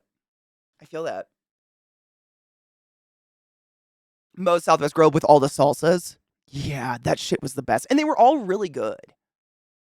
Malt vinegar on fries is delicious. I'm really sad that's not a thing in the US. Like, you just don't get offered malt vinegar with fries. It's actually pretty good. Best fries I had was in Amsterdam. Fuck yes. They have stores that only sell fries? Shut your fucking face. But they have a okay, I have to go to Amsterdam. They have a choice of one. As a potato connoisseur, I am offended I didn't know this existed. What? A place that only serves French fries? I need this. What is your fucking issue? I need that. So does Bill. What's in Old Bay? I think it's like honestly like paprika and oh god, I'm gonna try to guess. There's definitely paprika in it because it's red as fuck, but it's not spicy. There's a green flake in it. What's the green flake? Is it parsley? Should I just go get it and look at it? I think it's mainly advertised as like something that goes on crabs. It's like big crab thing, fish, whatever. But I mean, it goes on everything. They sell caramel popcorn, Old Bay caramel popcorn. It's amazing. It gives that salty, sweet kind of hit. I've got it in my kitchen. I could go grab it. I'm just trying to think. It's similar to Lowry's, but not nearly as salty. I've always felt like Old Bay is one of those things where if you're looking for salt, you're gonna add some Old Bay if it has any salt. I think it does. It definitely does. But it's not super salty. It's more spices blend. You know, if that makes sense. Does that make sense? Like, man, I really want to guess what's in it, but I don't know what the green flake is. It's just amazing. What would you put on fish? Does it have lemon or something in it? I want to say there's an Old Bay that actually has lemon. It's like a lemon pepper Old Bay, but normal Old Bay doesn't. There's so many Old Bays. If you go to the Mid-Atlantic, they have a ton of different Old Bays at this point. I think there's a lemon pepper Old Bay specifically. No shit, in Cockeysville, where I lived, which is like a suburb of Baltimore, the McCormick factory is in Cockeysville. Yeah, I lived in a place with cock in the name. You're welcome. That was someone's last name, by the way. But the McCormick factory, like McCormick Spices, is in Cockeysville. And every day when I drove home from work at 7 in the morning, by the time I got off the freeway, I could smell whatever they were making that day. It was crazy. So it'd be like the whole town would smell like cinnamon sugar or taco spice. That was a big one. Italian spices. It was wild. Oh, it's bay leaf. No shit. I don't know. I don't get anything wet. See, I honestly am not a huge cooked seafood. I can't think of a seafood I really dig cooked. I really like raw. I'm into sushi way more than cooked seafood. Other than crab, like blue crab needs to be a certain way. Blue crab is blue crab. We all agree on that one. But Old Bay, I've never put it on anything that's not cooked, other than like I've sprinkled it on popcorn, but it usually goes. I've put it in. Try it on French fries. I'm gonna go grab it. Hold on. Actually, I think we need to take a break. It's been almost like an hour and a half, and my dogs are barking. Anyways, look there's my cute boy. You want to come say hi? Hi, Bubba. Hello. Were you barking at nothing? Yeah. Hello, sweet boy. You're so pretty. How's your day today? Good? You miss your buddy still, huh? Big yawn. Your breath is hot. Big wow. He's such a fucking sweet boy. What goes on fish? Old Bay.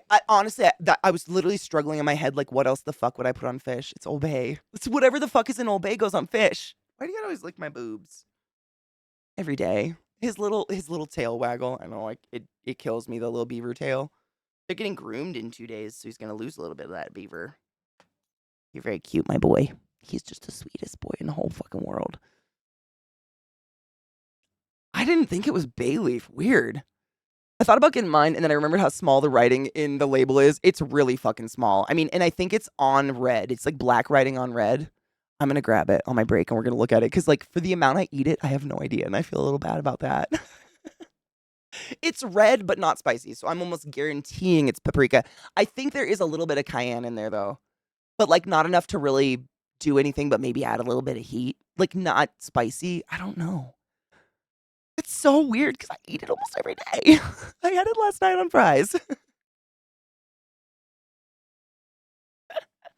Weird. I only have the basic Old Bay. I don't have any of the fancy ones, but I really don't know. According to the product label, some of the ingredients in Old Bay: celery, salt, spices, including red pepper and black pepper, paprika, boom, I guess one. Other potential spices may include bay leaf, cinnamon, mustard powder, that makes sense. Nutmeg, clove, and cardamom. Interesting. I don't know if I'm gonna get it and I'm gonna taste it. It's paprika. I mean, it has to be. Yeah, I totally get that. Honestly, I mean, I've never been like, seafood's my favorite food in the whole world. Crabs are phenomenal, but it's like a time of year kind of thing, in the summertime I just crave them. Uh, but I got food poisoning off seafood. You guys know that airport seafood, and that really gave me a weird like fear of seafood in general. And because it's not my favorite thing in the whole world, I was like, whatever. I'll just not choose it. Clean your water bottle. No shit. I mean, we all do. Everybody does. If anything you put your mouth on regularly needs to get hit with some hot water and soap at least once in a while. And I think we all need a reminder, myself included, once in a while. It's shit you don't even think about. Hi, bud. You're so cute. Your eyes are just they're perpetually sad, though. How's your day? You're very cute. You're just so cute. 18 herbs and spices. That's fancy. Hubs and I'll do sheep pan meal with potatoes, broccoli, and salmon. Ooh, and put sweet chili sauce on the fish. Oh, dude. The last time there was a seafood product that I super craved and had to go get once in a while. Actually, it was it was like a sushi joint, actually, but it was teriyaki salmon. And holy fuck, I don't know what it was, but the way that they cooked the salmon, it was just like a small fillet, but they got these crispy edges on it. It wasn't like battered or anything, but they got these crispy, like almost caramelized edges onto the salmon, and then they put this teriyaki sauce on it that was just phenomenal. And I would crave that sometimes. Like I needed to go there and get it. I don't even remember what the place was called, but I remember getting that in college. That was probably the last time. And that was the Pacific Northwest where salmon is everybody's like, ugh, it's blue crabs to Maryland. Blue crabs is to Maryland as salmon is to Washington State. They love that shit. Don't eat bleach. Oh my god, yeah. Yeah, for clean bleach, honestly, yes. Bleach is a great cleaning agent. You need so little though. I think that's like a key point. A lot of people like just pour straight up bleach on a lot of shit. You need like so little bleach mixed with water to actually get a good effect and like break those benzene rings and sterilize. It's the shit. But don't put it on your fish, I agree. Bad plans. You are so sweet. Who made you so sweet and your sister so sour? What happened? Although your sister loves Rod. Look, he's falling asleep. That's a really good. I love that. Nordic, that's a really good rule of thumb. A capful does a room full. That's literally, I put a capful in a mop, in a mop bucket, and then clean the walls and shit like that. That's exactly what I do. I was trying to think what measurement a capful was. Get out of my head. Just do a cap. That's a really good general rule. Yeah. I've told you guys a story of how when I was in college, I think I almost harmed myself by going kind of into a manic cleaning phase and bleach cleaning my bathroom with straight bleach with the door closed and no fan on. Not on purpose. Like I was being manic and psychotic and just cleaning. And I remember almost passing out, getting really hot, opening the door, and then the smell of it stained my nasal cavities for weeks. I couldn't smell anything but bleach. Don't do that. Put puppy ears on your face instead. Let's exfoliate. You're so soft. You're so soft, bud. How are you so soft all the time? Is it because mom puts her hair products on you, maybe? Yeah, I'm a fancy bitch. You are a fancy bitch. You're such a fucking ham. Just you gotta break that ring. That's really important. That was a really cool thing I learned in school. I remember it was a microbiology class. The same one where the lady who swabbed her face, her makeup from her phone case and put it in, it grew over the whole incubation thing. We got to do an experiment where we had a petri dish with an auger in it, and then we got it. It had already grown. I think we swabbed our hands and grew whatever was on our hands on it or something like that, or a countertop.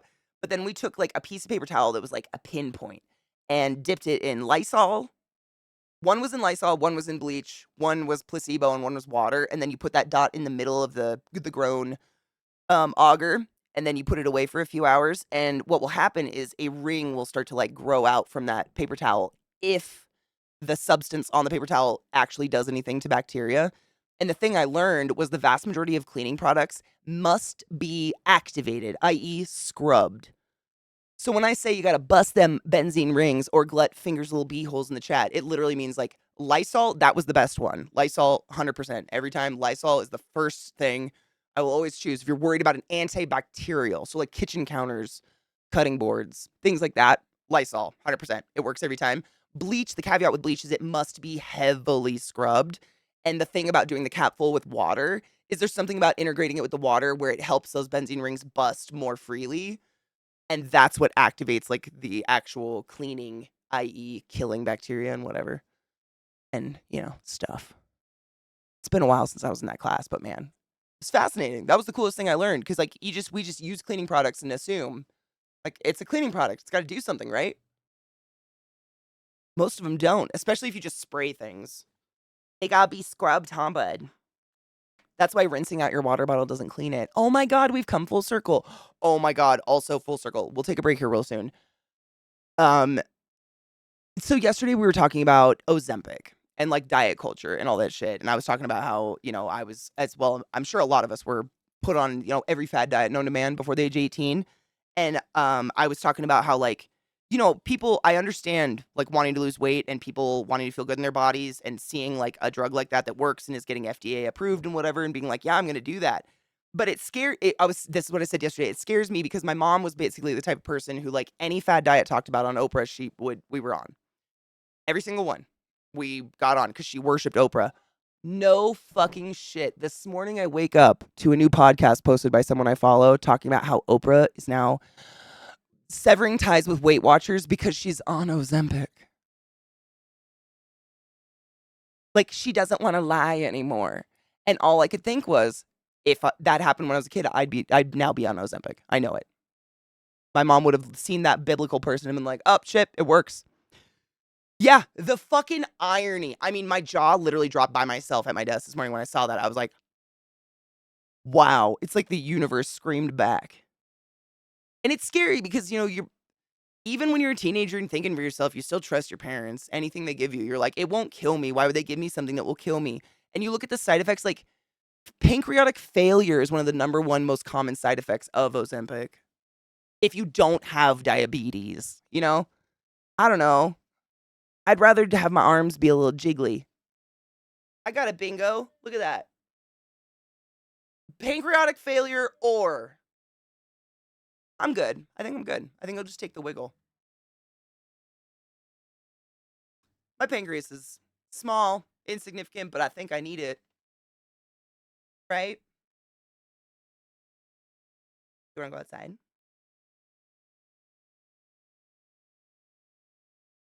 Right? Hard same. Hard same. Exactly.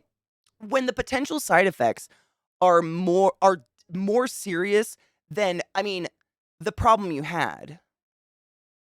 It's very scary to me. I don't know, but I completely understand like feeling like you have no hope and you just can't lose weight and you want to feel comfortable in your skin. Like I get that. And I don't shame people for trusting a doctor willing to give you something like that. Like why would we? How dare you shame someone for that? Like fuck, we're trained to trust these people.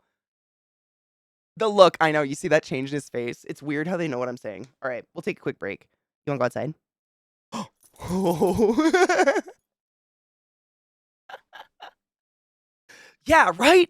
Side effects, death, right? Or like, my mom actually tried to get us to do those ally pills when we were kids. She ordered them right as they were taken off the market for anal leakage. Like the ones that would encapsulate fat and just make you leak grease out your butt. We were that close to getting on those ones. That close. What the fuck? I'm okay with the dimples in my butt. Okay, but what? 10 pounds heavier than they want to be? Folks that have hundreds of pounds to lose are a little desperate. And that's what I'm saying. Like, I get that. And when a doctor says, and like, I don't know, there's so many sides to it. I am not anti-Ozempic. I'm anti someone like Oprah pushing it to moms who are almond moms and want to put it on their daughters. That scares me. And, Oprah's got a horrible track record. Like, she's the one who basically platformed Dr. Oz and Phil. Not even basically. She did platform Dr. Oz and Phil, right? fake doctors who are bullshit. Like, she's not a great source, but the side effects of being, hundreds of pounds overweight, no BMIs. I don't believe in BMI, but you know what I mean. Like hundreds of pounds on top of your heart and your heart having to circulate can lead to heart issues, congestive heart failure and stuff like that. And if getting on a Ozempic for a while gets you to lose that weight so your heart doesn't fail, yes. Again, who the fuck would shame that person? If the side effect is their heart stopping, then the side effect of with or without is death. And they want to try something? I could never shame someone for that. Ever. Like, how dare we? You know? But it's like growing little kid bodies on diets and stuff. I don't know if it's available for kids or anything. I just like, my mom definitely had us on everything. We were in Jenny Craig when we were like 12 years old and stuff like that. That's not healthy. Like, it didn't stunt my growth, obviously, but that's because I got a job at a fast food restaurant and ate whatever the fuck I wanted all the time. Urges? What?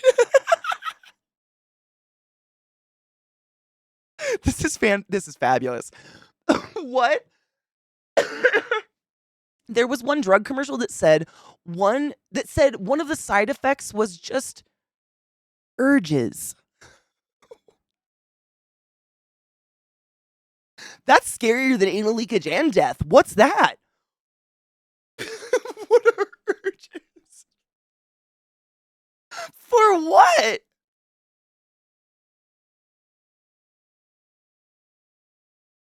Riddle me, Bill. Urges? Who's urging? Is it you? Is it you I'm urging for? I'm just poodling in your eyes. Poodle lyric. Urges of running away, murder, Cheetos, water. What's my...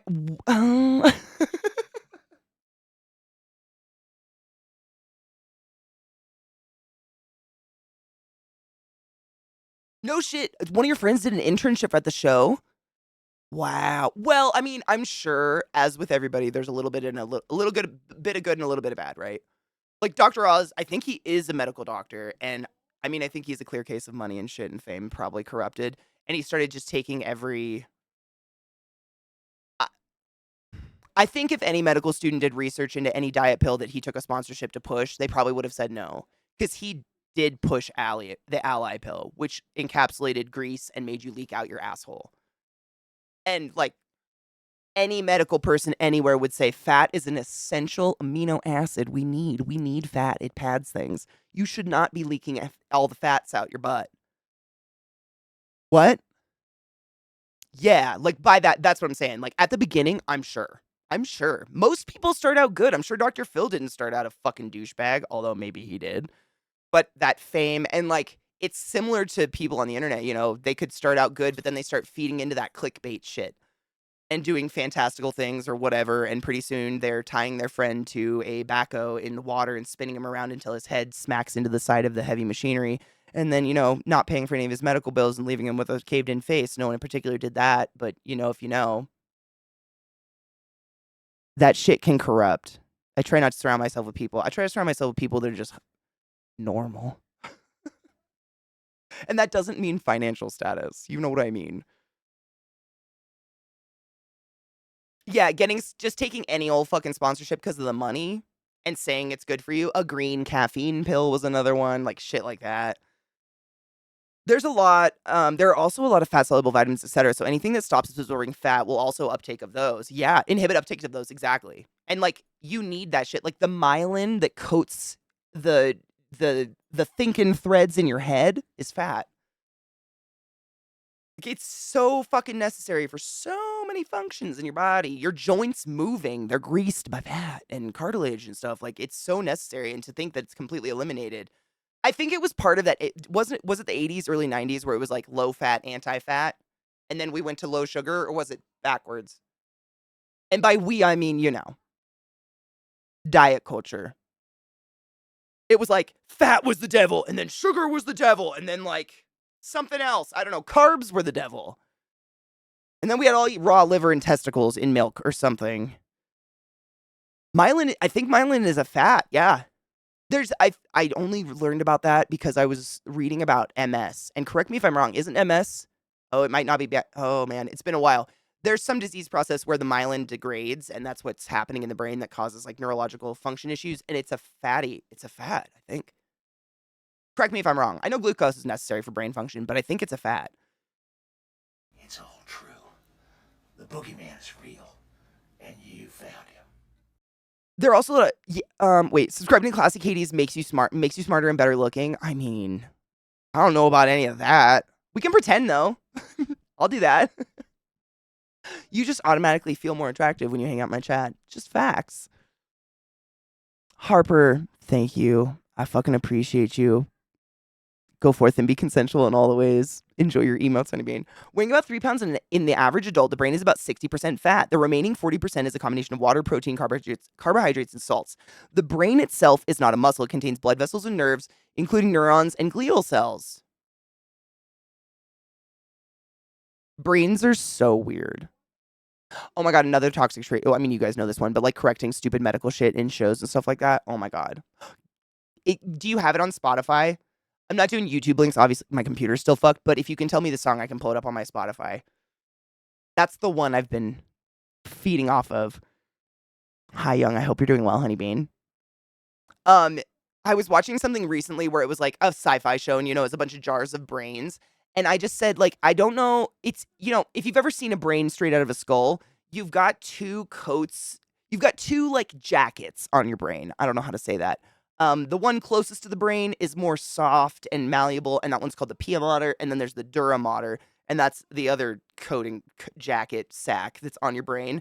And that one's like harder, like a lot harder. It's more like tendinous or cartilaginous, and it actually like embeds into some of the sulci and into the septum down the brain, and removing all of that. More often than not, because your brain is a very soft gelatinous substance of fat, it destroys the brain matter. No shit, when I was in school, we got extra credit on a test if we could fully remove the pia mater and dura mater off of a brain without causing any damage whatsoever, and it was bar fucking impossible. I don't know. Stupid shit that my brain ruins all the time. But your brain's got some sheets on it. It's like really, it's got a lot going on. What muscle is only connected at one end? Tongue. I think I learned that in a trivia thing, honestly. I didn't just know that. I learned that like in a trivia game, I think. Yeah, isn't it your tongue? I want to say that's the only one that's only connected on one end, right? It's so creepy. If you've ever seen someone with a split tongue, their tongues now act independently, and that baffles me. I just don't get it. Is that an FFDP? I don't know what FFDP is. It's just welcome to the shit show. I just feel like it fits my life. Is it the tongue? That's the only one, right? Yeah, oh god, it was bar trivia or something, and I learned it that way. Open it in my app. Yes! Thank you. Oh, an angel. I knew it was going to be a has-been. No shit. I don't know if you saw even if you're on the Twitters, this shit's a cesspool, I'm aware. But my neck was killing me this morning, and all I could think of was Katie Killjoy and her snapped neck. Like her, like, and I was like, maybe it is me. Fuck! I can't even do it. It's so fucking stiff. Sugar, especially simple sugars, are far more dangerous than fat. If you want to avoid the types of cholesterol that are labeled the bad kind, our body makes far more of it as part of an energy storage in response to eating sugar than we get from eating it directly. Yeah, like sugar, we all know the studies of sugar. Sugar is insanely addictive. Amazing how a soggy lump of fatty meat can do so much, but your computer can give you so much shit. Isn't it wild? That fatty lump of tissue in your head is the only organ that named itself and is now talking about itself in third person. Like, why did it brains? I couldn't go into neurology because it would just hurt. Like, the more you know, the more you don't know. You know? And I don't want to not know more.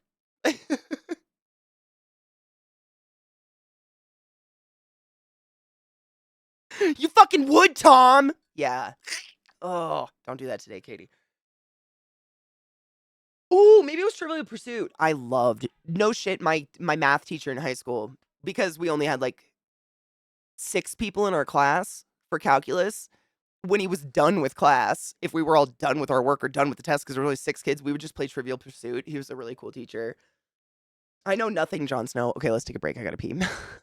I know nothing. I mean, seriously, it's not just a saying. The more the more I learn about the human body and how it functions, et cetera, the more questions I have. And that's real, which means the more I realize I don't know.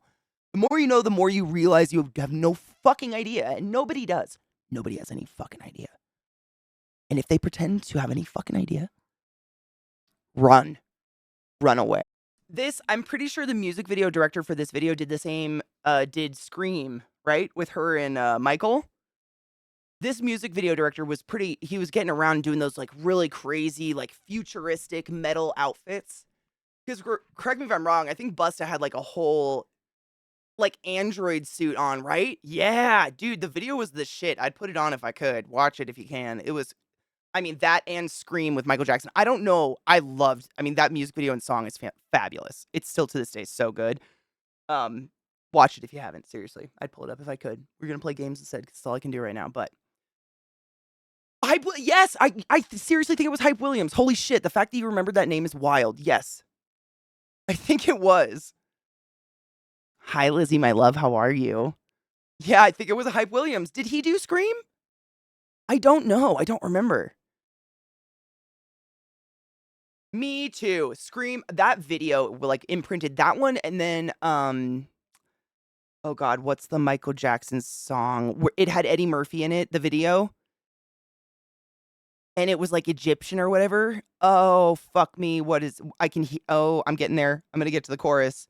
You know the one? That video was so remember the time, yes!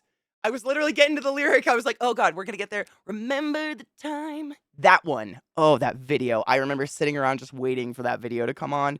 It was so cool when he, like, disappears into sand and shit, and he oh. Oh, Michael, rest in peace, you poor bastard. You poor bitch. You had a rough one. You had a fucking rough one. Man, there was a, dog fuzz on my hair, on my face. There was a documentary I watched recently. Oh, fuck, what was it? It's called, like, The Greatest Night in History or whatever, and it's all these famous people in, like, the '80s singing a song together, and I cannot remember what the was it The Best Night in History or something? But they had there is a dog hair on me. They had a really cool recording of Michael just singing a cappella. It was so beautiful. Like, his voice was something else. I don't know. It sounds like autotune a cappella. I don't know.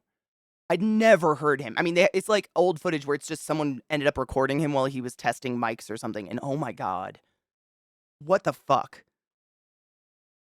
Yeah, his was I mean, I don't know if it was ever confirmed he diddled kids or whatever, but I think it was absolutely confirmed that he was abused. He was heavily abused, and just going through childhood, being a childhood star in a band around adults as a black child, like all of that combined. Fuck, dude, I can't even fathom. I cannot imagine what that kid went through. Thank you for posting that. That's the video if anybody wants to watch it. It was I mean, it's a sick video still to this day. Janet Jackson's a queen. The only reason she kind of disappeared off the scene is because they fucking alienated her after the Super Bowl show. I bitch about that too much, but nothing happened to JT or whatever the fuck his name is. The one who ripped her bra off. Yeah. Fuck that guy. Fuck that guy. I'm repacking my bowl in 1 second. Yeah. He's such a fucking dude. I absolutely enjoyed a lot of his music for a very large portion of time. And then his wife came out as an anti-vaxxer publicly, and he didn't say anything about it. And then so many more things came out, and I was like, wow. Cool, glad I was Backstreet Boys, so. Proud of that one. Bye, bye, bye. Bye, bye. I listened to Britney's book in audio form while working out. Oh my god, I don't know how I could have read it without running my fury off.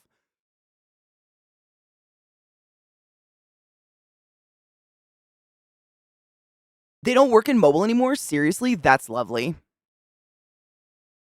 I think the recording of him just singing, I think it was just shits and giggles because it's like no one else is in the studio and it's him just playing with I think they're still kind of writing the song, to be honest, or working on it. And it's just him alone at a mic. And I don't think he knows anyone was recording him. If I remember correctly, I watched this a few months ago. Yeah, I was livid. I had to listen to it running because I was so fucking mad. Me too, because big fan of Jessica Biel for many years. I had to go look up that interview of her talking about the anti-vax stuff just to believe it. She straight up is so open about doctor shopping. I mean, it's crazy. Not to mention she was. Oh, the bra rip. So this is what I read. I've listened to a few podcasts about it just in terms of like how they treated Janet because it was terrible. What I read is that they were like, I think it was like her top was supposed to come off, but there was another top or something underneath, and he ripped the whole thing. Like it was absolutely not supposed to be a boob reveal with her nipple shield. But because she had a fancy nipple shield on, the world thought it was on purpose. Because, we only decorate our nipples for the world, not ourselves. I think. Correct me if I'm wrong on that. I could be fuzzy on the details. It's been a while since I listened to something about that, but that's what I heard. And just like, because the Super Bowl where grown men are just smashing into each other and causing brain injuries is supposed to be a PG experience, they banned Janet Jackson from the Super Bowl forever. Yet, Justin Timberlake's been invited back multiple times. Nothing ever happened to him. Yeah, they blacklisted her from the industry hard. I mean, not if, like, no one came out and were like, she's blacklisted. She obviously, she's fine.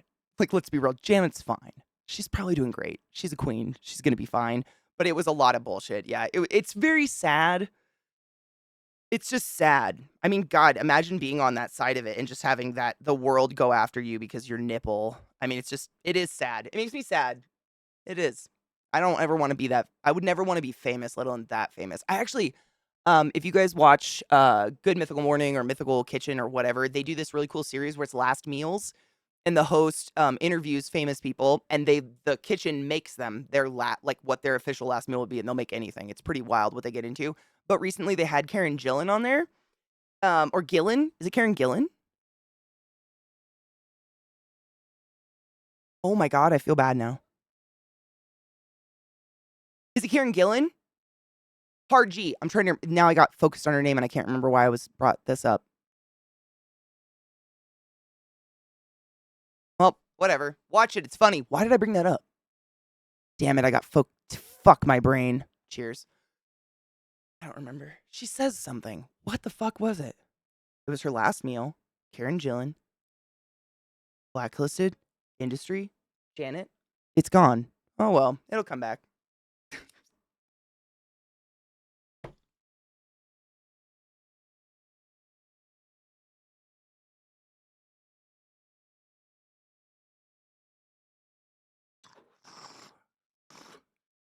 It'll come back to me now. I really don't remember. It was definitely associated, but it's gone now. I learned from the last meal. If you haven't watched it, I learned that's why it popped into my brain. She says she has a I don't know if it's like a show or a miniseries or whatever, but it's called Chillin' with Gillan, right? Something like that. And I was like, oh shit, it's Gillan. I've been calling her Jillian all this time. Oh, that's why, the public image. So Karen Gillan, of all people, she was talking about her fame and like her like rise to fame, I guess, through Doctor Who and shit like that. And she said, like, I guess something she's kind of open about in interviews. I don't really look for celebrity interviews, but it's really common. I mean, it's not common. She is super happy that she can still go to a grocery store and nobody recognizes her. How? I don't know. Excuse me. But yeah, she said that's like one of her favorite parts of whatever she's managed to do with her life is that she can still go to the grocery store or she can go rent a movie or she can go anywhere publicly and not really be mobbed. And like, that's special. I don't know how that's happening though. Cause I guess, I don't know, being a Doctor Who person, maybe she's just like ridiculously, no, I know exactly who the fuck she is, but I don't know. Maybe most people know her as the blue person. Yeah. Is that like the world's introduction to her for the most part? People that don't watch Doctor Who? I mean, David, only? That's a lot of people, brah. Yeah, Guardians. That's like how the world knows her, right? I know, sorry. Rent a movie. Who am I? Redbox still exists, right? Probably not. I feel so old. No.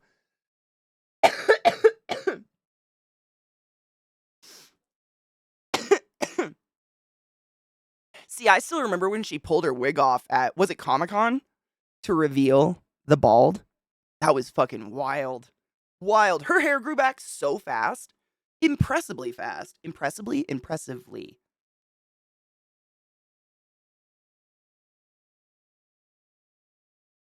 My county has 1 million people. I mean, I don't know. I have no idea how to quantify that amount of people in my head. I mean, I think my channel, I have like 37,000 followers. I can't quantify that number. My hometown to this day has 1,500 people population. 1,500. 1,500. I cannot quantify it. I just blows my fucking mind. I told you guys I dated a guy in high school who, his graduation, his class had to graduate at the Tacoma Dome. That's how many kids were in their class. I cannot quantify that number in my head. It doesn't make sense to me. All right, move in chat so I can see you guys while we play games. We're going to play more Banishers. It's such a good game. I keep thinking about it. I can't stop thinking about it. It's one of those games where the story is embedded in my head now. No shit, Pitsy. There's absolutely, I mean, it's like, there is an area near my hometown called Onion Creek, and it's up in the hills, and it's like well known that they're all kind of, it's a thing. It's like, I haven't been proven wrong yet in terms of my experience, and you can't generalize personal experience, but in general, people don't move to bumfuck nowhere on a whim. It's usually for a reason. Maybe they just, you know what I'm saying? Are there onions? I honest to this day have no idea why it's called Onion Creek. No idea why it's called Onion Creek. I have no idea. It's like population 50. I mean, it's one of those tiny, I don't even think it has a gas station. It's like nothing. It's like some trailer parks in the mountains. I have no idea. I've never been there. I only know about them because they were all homeschooled, of course, like the heavy duty Christian homeschool kind of culture up in the mountains. And in Washington State at the time, it was like part of homeschooling law that you had to integrate the kids into the school at least like one day a week or something like that, or for something like a extracurricular. And my luck, they all got put in drama. And I was the director that year. And I had to watch a lot of prayer circles. And I don't know anything, but the mom and dad looked a lot alike, and all the kids were touched by Jesus, if you know what I'm saying. All of them.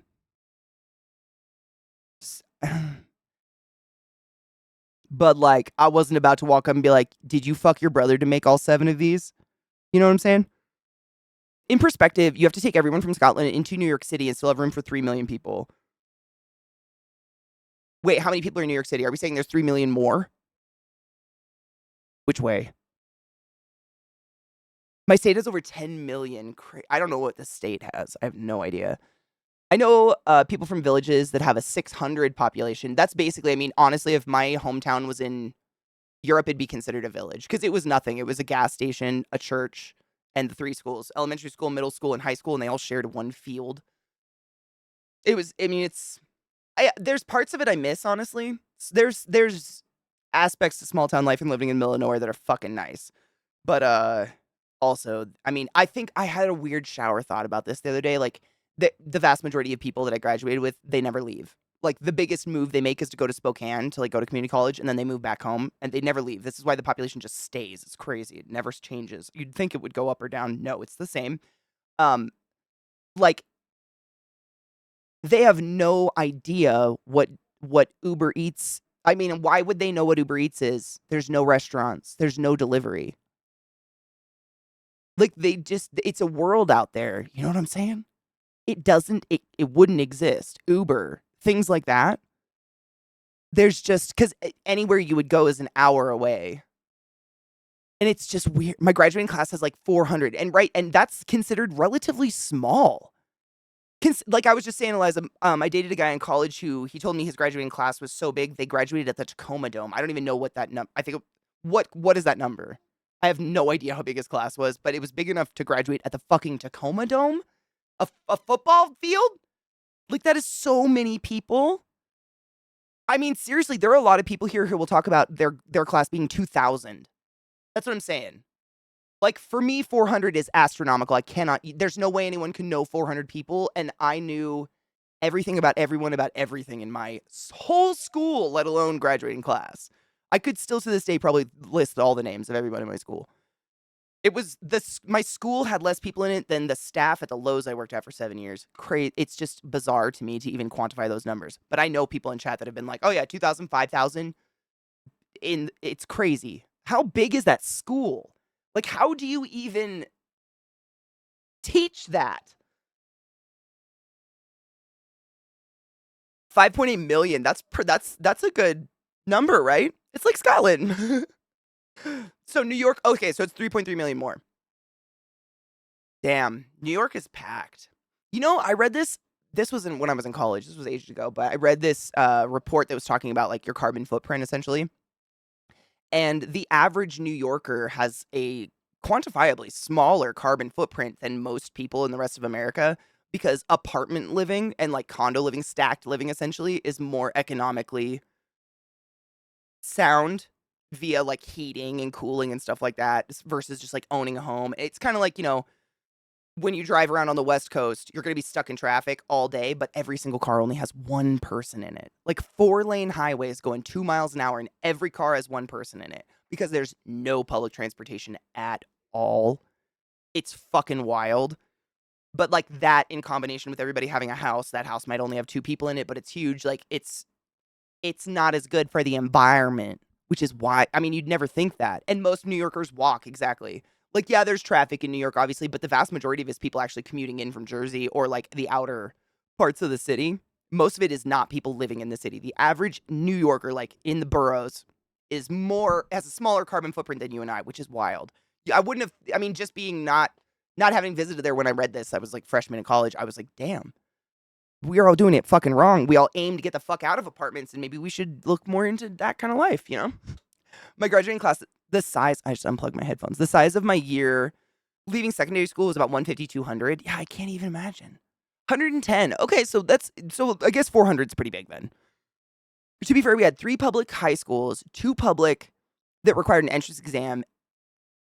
Wait, you had 3 public, 2 that required an entrance exam, and 2 private. Private just means paid for then, right? That doesn't necessarily mean like an entrance exam or anything like that.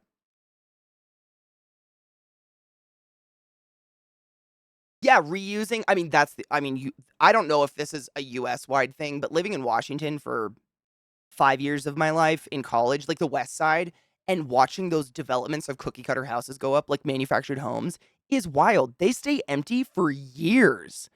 It's crazy to me. These people build like hundreds of identical, like little houses on the hilltop, little houses made of ticky tacky. No shit, looks exactly like that. Like, it is wild, and they will stay empty for so long because, I mean, not only can people not afford a fucking house, but there's no need. It's disgusting. I hate it. That's what happened to my Nana's house when we were kids. I was talking about this the other day. My Nana had a beautiful house. She had this, like, it was an older house. It was, I don't know what you call them around the world. I think it's considered in most parts of the US a rancher home. But it's essentially a one-level home that's not a manufactured home or anything, and they're big. I mean, like, hallways, huge. She had one of those, and, like, the whole thing was custom wallpapered, beautiful. Like, you felt like you were in an old Victorian home or something. Everything was, like, solid wood frames and shit. It was beautiful. We were never allowed to touch the walls or wear shoes or breathe. She had a living room no one could touch. It's okay, it was is it a ranch or a rancher? Because it wasn't a ranch. Like, she didn't have, like cows or anything. I don't know the difference. I can't imagine not being able to just walk 10 minutes to a store when you need something. It's weird because it's like, that's how I grew up. Like, but to this day, even though I live less than 10 minutes from a gas station, like I live a block from a gas station. Eliza walked to it with me when she was here. Like, I can walk right to a gas station. I don't think of it that way. I still think in terms of like, all right, I'm going out. What do I need for the week so I don't have to go out again? I still don't think in those terms, whereas most people are like, "Oh, you could just go out. Like, just go get it." And I'm like, "Oh, or we could just, like, do it all at once," because that's, where literally growing up, we lived 45 minutes away from our school and then, like, an hour away from the nearest Walmart, 2 hours from Spokane, which was anything but a Walmart, anything except a Walmart that you wanted, but that was really normal, it was like you would kind of like conglomerate what you needed from Spokane, and like once a month you'd take that 2-hour fucking road trip into Spokane and just do it all, go see a movie, get dinner, whatever. We have walked to each other's gas stations. Oh my god, this is why we're bonded. A raised ranch, maybe? Yeah. It's just a one-level home that's huge. I mean, it was beautiful. It was such a nice house. But, sorry, kind of forgot where I was going with that. She had this gorgeous house, and because of this was like right before the crash, like the Wall Street crash where all the housing boom crashed, blah blah blah. So like 2006, 2007-ish. Some developers started coming in and they bought every single house around her, and it was this one street at beautiful houses across. I mean, just beautiful old houses. They all got bought up and they all got clear cut. And my nana held out for so fucking long. Finally, my grandpa died and she didn't want to live in it anymore. And she held out so long, she got over $1 million for this house. And it, in that era, was not worth that. I mean, by any means. Beautiful house, maybe $500,000, maybe. But she got like a little over $1 million and she ended up living high on that. But they just bulldozed it all. I mean, all of these beautiful houses, just within a week of her selling it, clear cut it. And we were aware of it, so my parents actually went in and ripped out all the stained glass from the house, all the doors. Like, my dad still has them in his shop. It's crazy. And they're beautiful, like solid fucking wood, brass, like, custom fixtures. It was a gorgeous house. But they went and ripped out all the things that were usable to rip out that were gorgeous in the house. Definitely stained glass. Like, there was this huge stained glass window in my nana's bathroom. I know they tore that out of the wall, but they clear cut an entire neighborhood. And then that crash happened and they never built on any of it. And it was so sad. I still can't drive on that road. It breaks my soul that it was just like, not only did you just like fuck it, like all of these beautiful historic homes that had land. I mean, you couldn't barely see your neighbor. You had like, I think they had like 5 acres or something each house, and clear cut it. It was a waste, right? Especially on the West Coast, we don't have like old in terms of the world, but I value older architecture, older by any means, just real architecture, craftsman houses, before we started doing this manufactured bullshit. They're just beautiful. They have this timelessness to them that, like, you think of the history of people that have lived there and stuff like that. And I feel like we've really lost that. And when people are allowed to go in and do that, I know that, like, for instance, I know a lot of you in England have historic homes. Millie has one, for instance, where, like, she has no way to heat her house without it just leaking out every single window frame. But because she has a historical home, she has to apply to a historical society to put in double pane windows so she can save money on electricity and heating her fucking home. I understand that it sucks. There's got to be a happy middle, though. Like, you shouldn't be allowed to just come in and clear cut these houses. It was so sad. And to this day, nothing's built on it. It's now like it looks like a forest that was burnt down. And it's just like hundreds of these itty bitty baby trees growing up and ferns and stuff. And it's just gone. And it was heartbreaking. This is the house. I've told you guys about this house. My grandpa made a rose garden this same size as the house on the opposite side of the house, so my nana could just look at it. It was like the secret garden. Dahlias as big as your asshole. Yeah, they're gaped, I know it. Huge. I mean, just roses across the board. It was so beautiful. Like, obviously, a couple had lived there for 50 years and really cared about the land, and just gone in a second. I hated it. Oh my god, my chat just reloaded again. Why is it doing this? I know I sound like a broken record, but go to Japan and see what public transportation should be. Dude, even experiencing the lackluster East Coast transportation, I would love that over nothing. Honestly. I mean, I went to Germany. That public transport, I'm all about that. Like, if we're going to have public transportation, it has to be timely and dependable. I'm never going to get on public transportation if I have to be somewhere at a certain time if I can't depend on that. Germany's the first place I ever went, man. Oh man.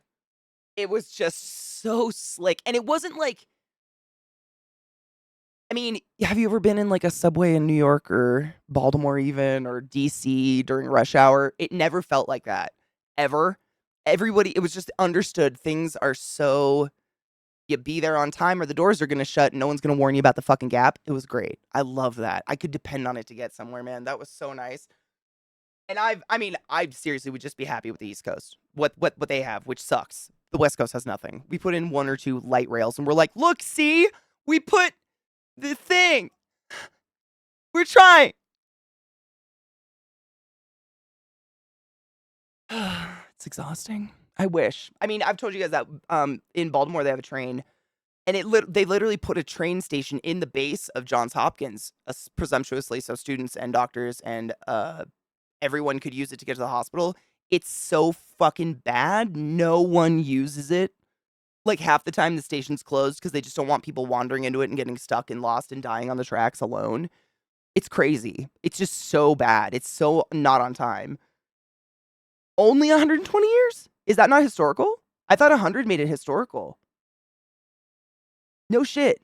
I had Yins on Lurk because I had to go bug on IRL friend streaming. That's okay. I've been trying to get the game up, but Steam's deciding to update.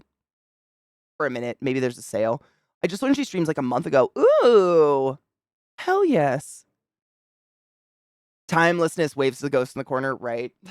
Even here in ye old UK, it's unusual to have a house much older than 100 years. Really? Honestly, that makes sense. It's probably just historical buildings and stuff, right? I told you guys the story about Millie's dad's house. That was, I mean, that's probably infrequent though, right? His house is older than America. That's how he introduced himself to me. Hello, lass. I do believe your country is younger than my house. Would you care for a fag in the garden? But with the most delightful British accent you can imagine coming out of a tiny old man in a cardigan? We fagged in the garden. It was delicious. I can't even describe to you how fucking British it was. With tea. What does grade listed mean? Oh, there we go. Oh, it's what is the sale? Now it's just not gonna load. Deck Builders Fest. There's a sale on Steam if anybody cares. That's why it had to upgrade. Upgrade? Update. It looks like it's been going on though. Why did mine update? Maybe it's not just the sale. It looks pretty. Nope, Steam Deck doesn't work still, and I don't know why. Deck Builders Fest, motherfucker, get it. I love deck builders, honestly, but I've never found anything that beats Darkest Dungeon. Or I guess that's not really a deck builder. Darkest Dungeon's the best hit I get from games like that, though. Mine's 175 years old and it's not historical. Oh, really? It's oldish, but it's not grade listed. Millie's dad's is grade listed. I mean, that makes sense. It's older than my country. The flats I live in were built in 1937. I think that's historical. I mean, I think a house from the 1920s is historical. Like those old, like the Art Deco period, which we actually have some in America. I mean, the Chrysler Building, for fuck's sake. You guys know I talk all the time about that. Yes, it was built in a terrible way, but god damn it, is it pretty.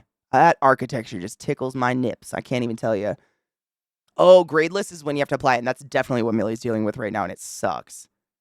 Over here, it isn't old unless it's half timbered. Oh, no shit, and you probably can't change that, right? Fagged isn't a verb.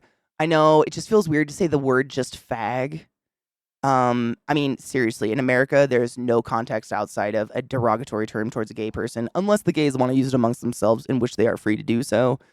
But, I mean, regularly I heard people refer to a hand-rolled cigarette as a fag.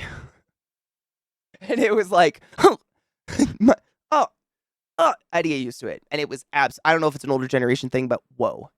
It like stops me in my neck and gets me. I think we should make fagged a verb. Inscription was so good.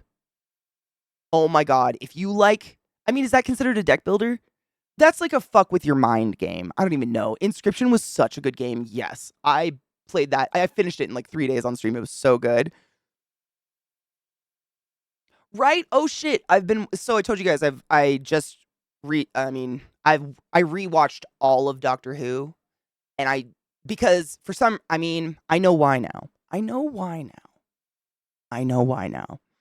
I can't stand Clara. It wasn't the doctor. It's Clara. She drives me crazy. She's like, I don't know what it is about her face. If it's full of Botox, she has no emotion. She has no wonder in her. She's never like, amazed by anything. And she goes on for so long. Like, she feels like 4 seasons. Is she 4 seasons? I don't know what it is. But seriously, I was no shit. And I hate that this is what was happening in my head. I was at the point where I was about to stop watching again. This has happened to me so many times. I watch everything. I get to the point where it's just like at the beginning of Clara, I'm like, I'm going to give it hope. And I just start to die and fall asleep. I've finally gotten to Bill. I love Bill.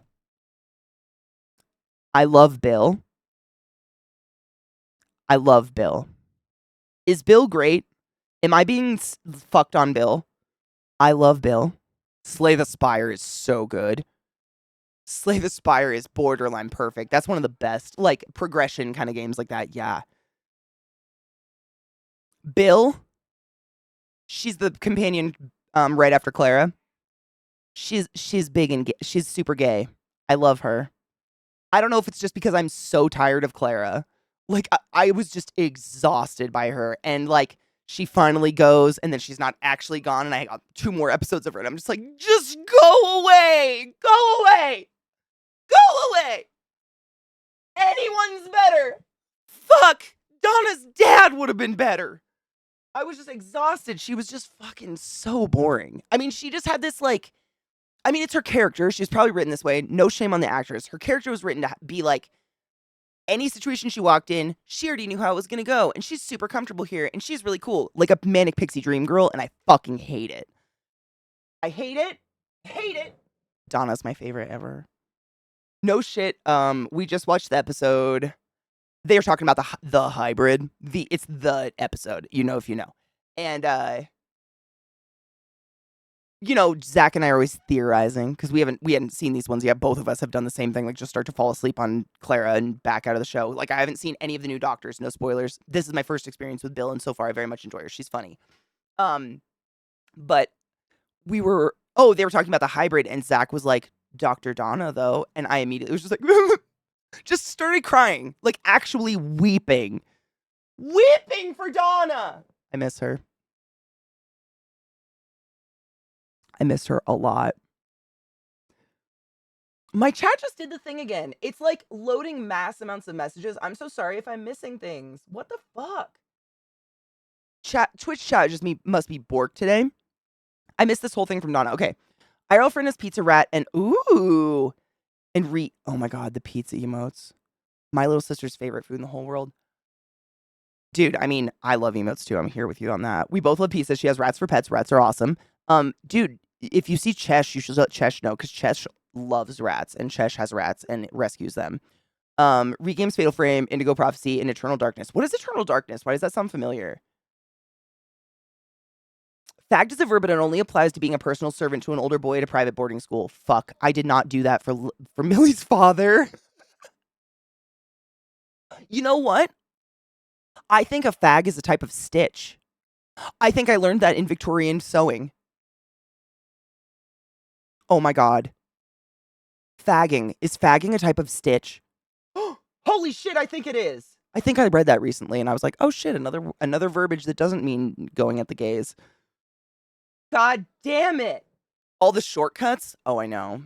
It's because when I install games, I just super click through all of it, standing at my PC and don't pay attention to any of it. It's a terrible habit. Honestly, I do use a lot of them. It's terrible. I have very messy desktops. Please don't judge me. It just is like my bar is fuzzy when I'm in it. Yes. Or my favorite thing that my dogs do, it's such a weird behavior. I don't even know how to describe it. But when they get excited, it's like their chest and their body goes forward before their head does. And their head gets left behind. And they make this fucking hilarious, like, double chin, like, backwards. I love it. I love it so much.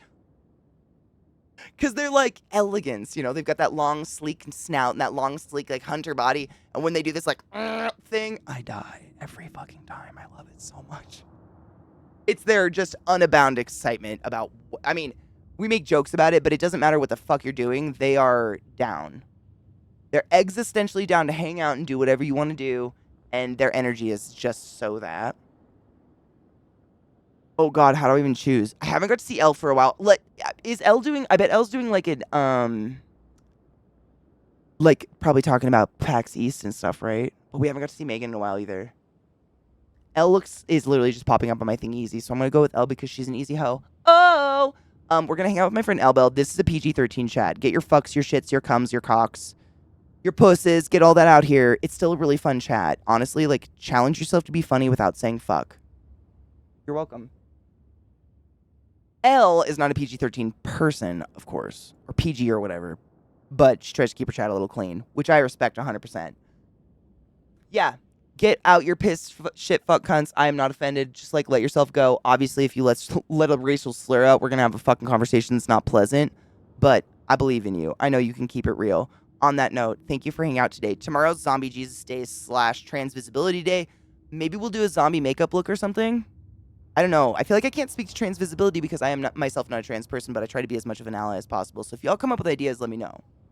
If not, I'll probably hate you forever. So there's that. Wash your fucking hands. Love you, bye.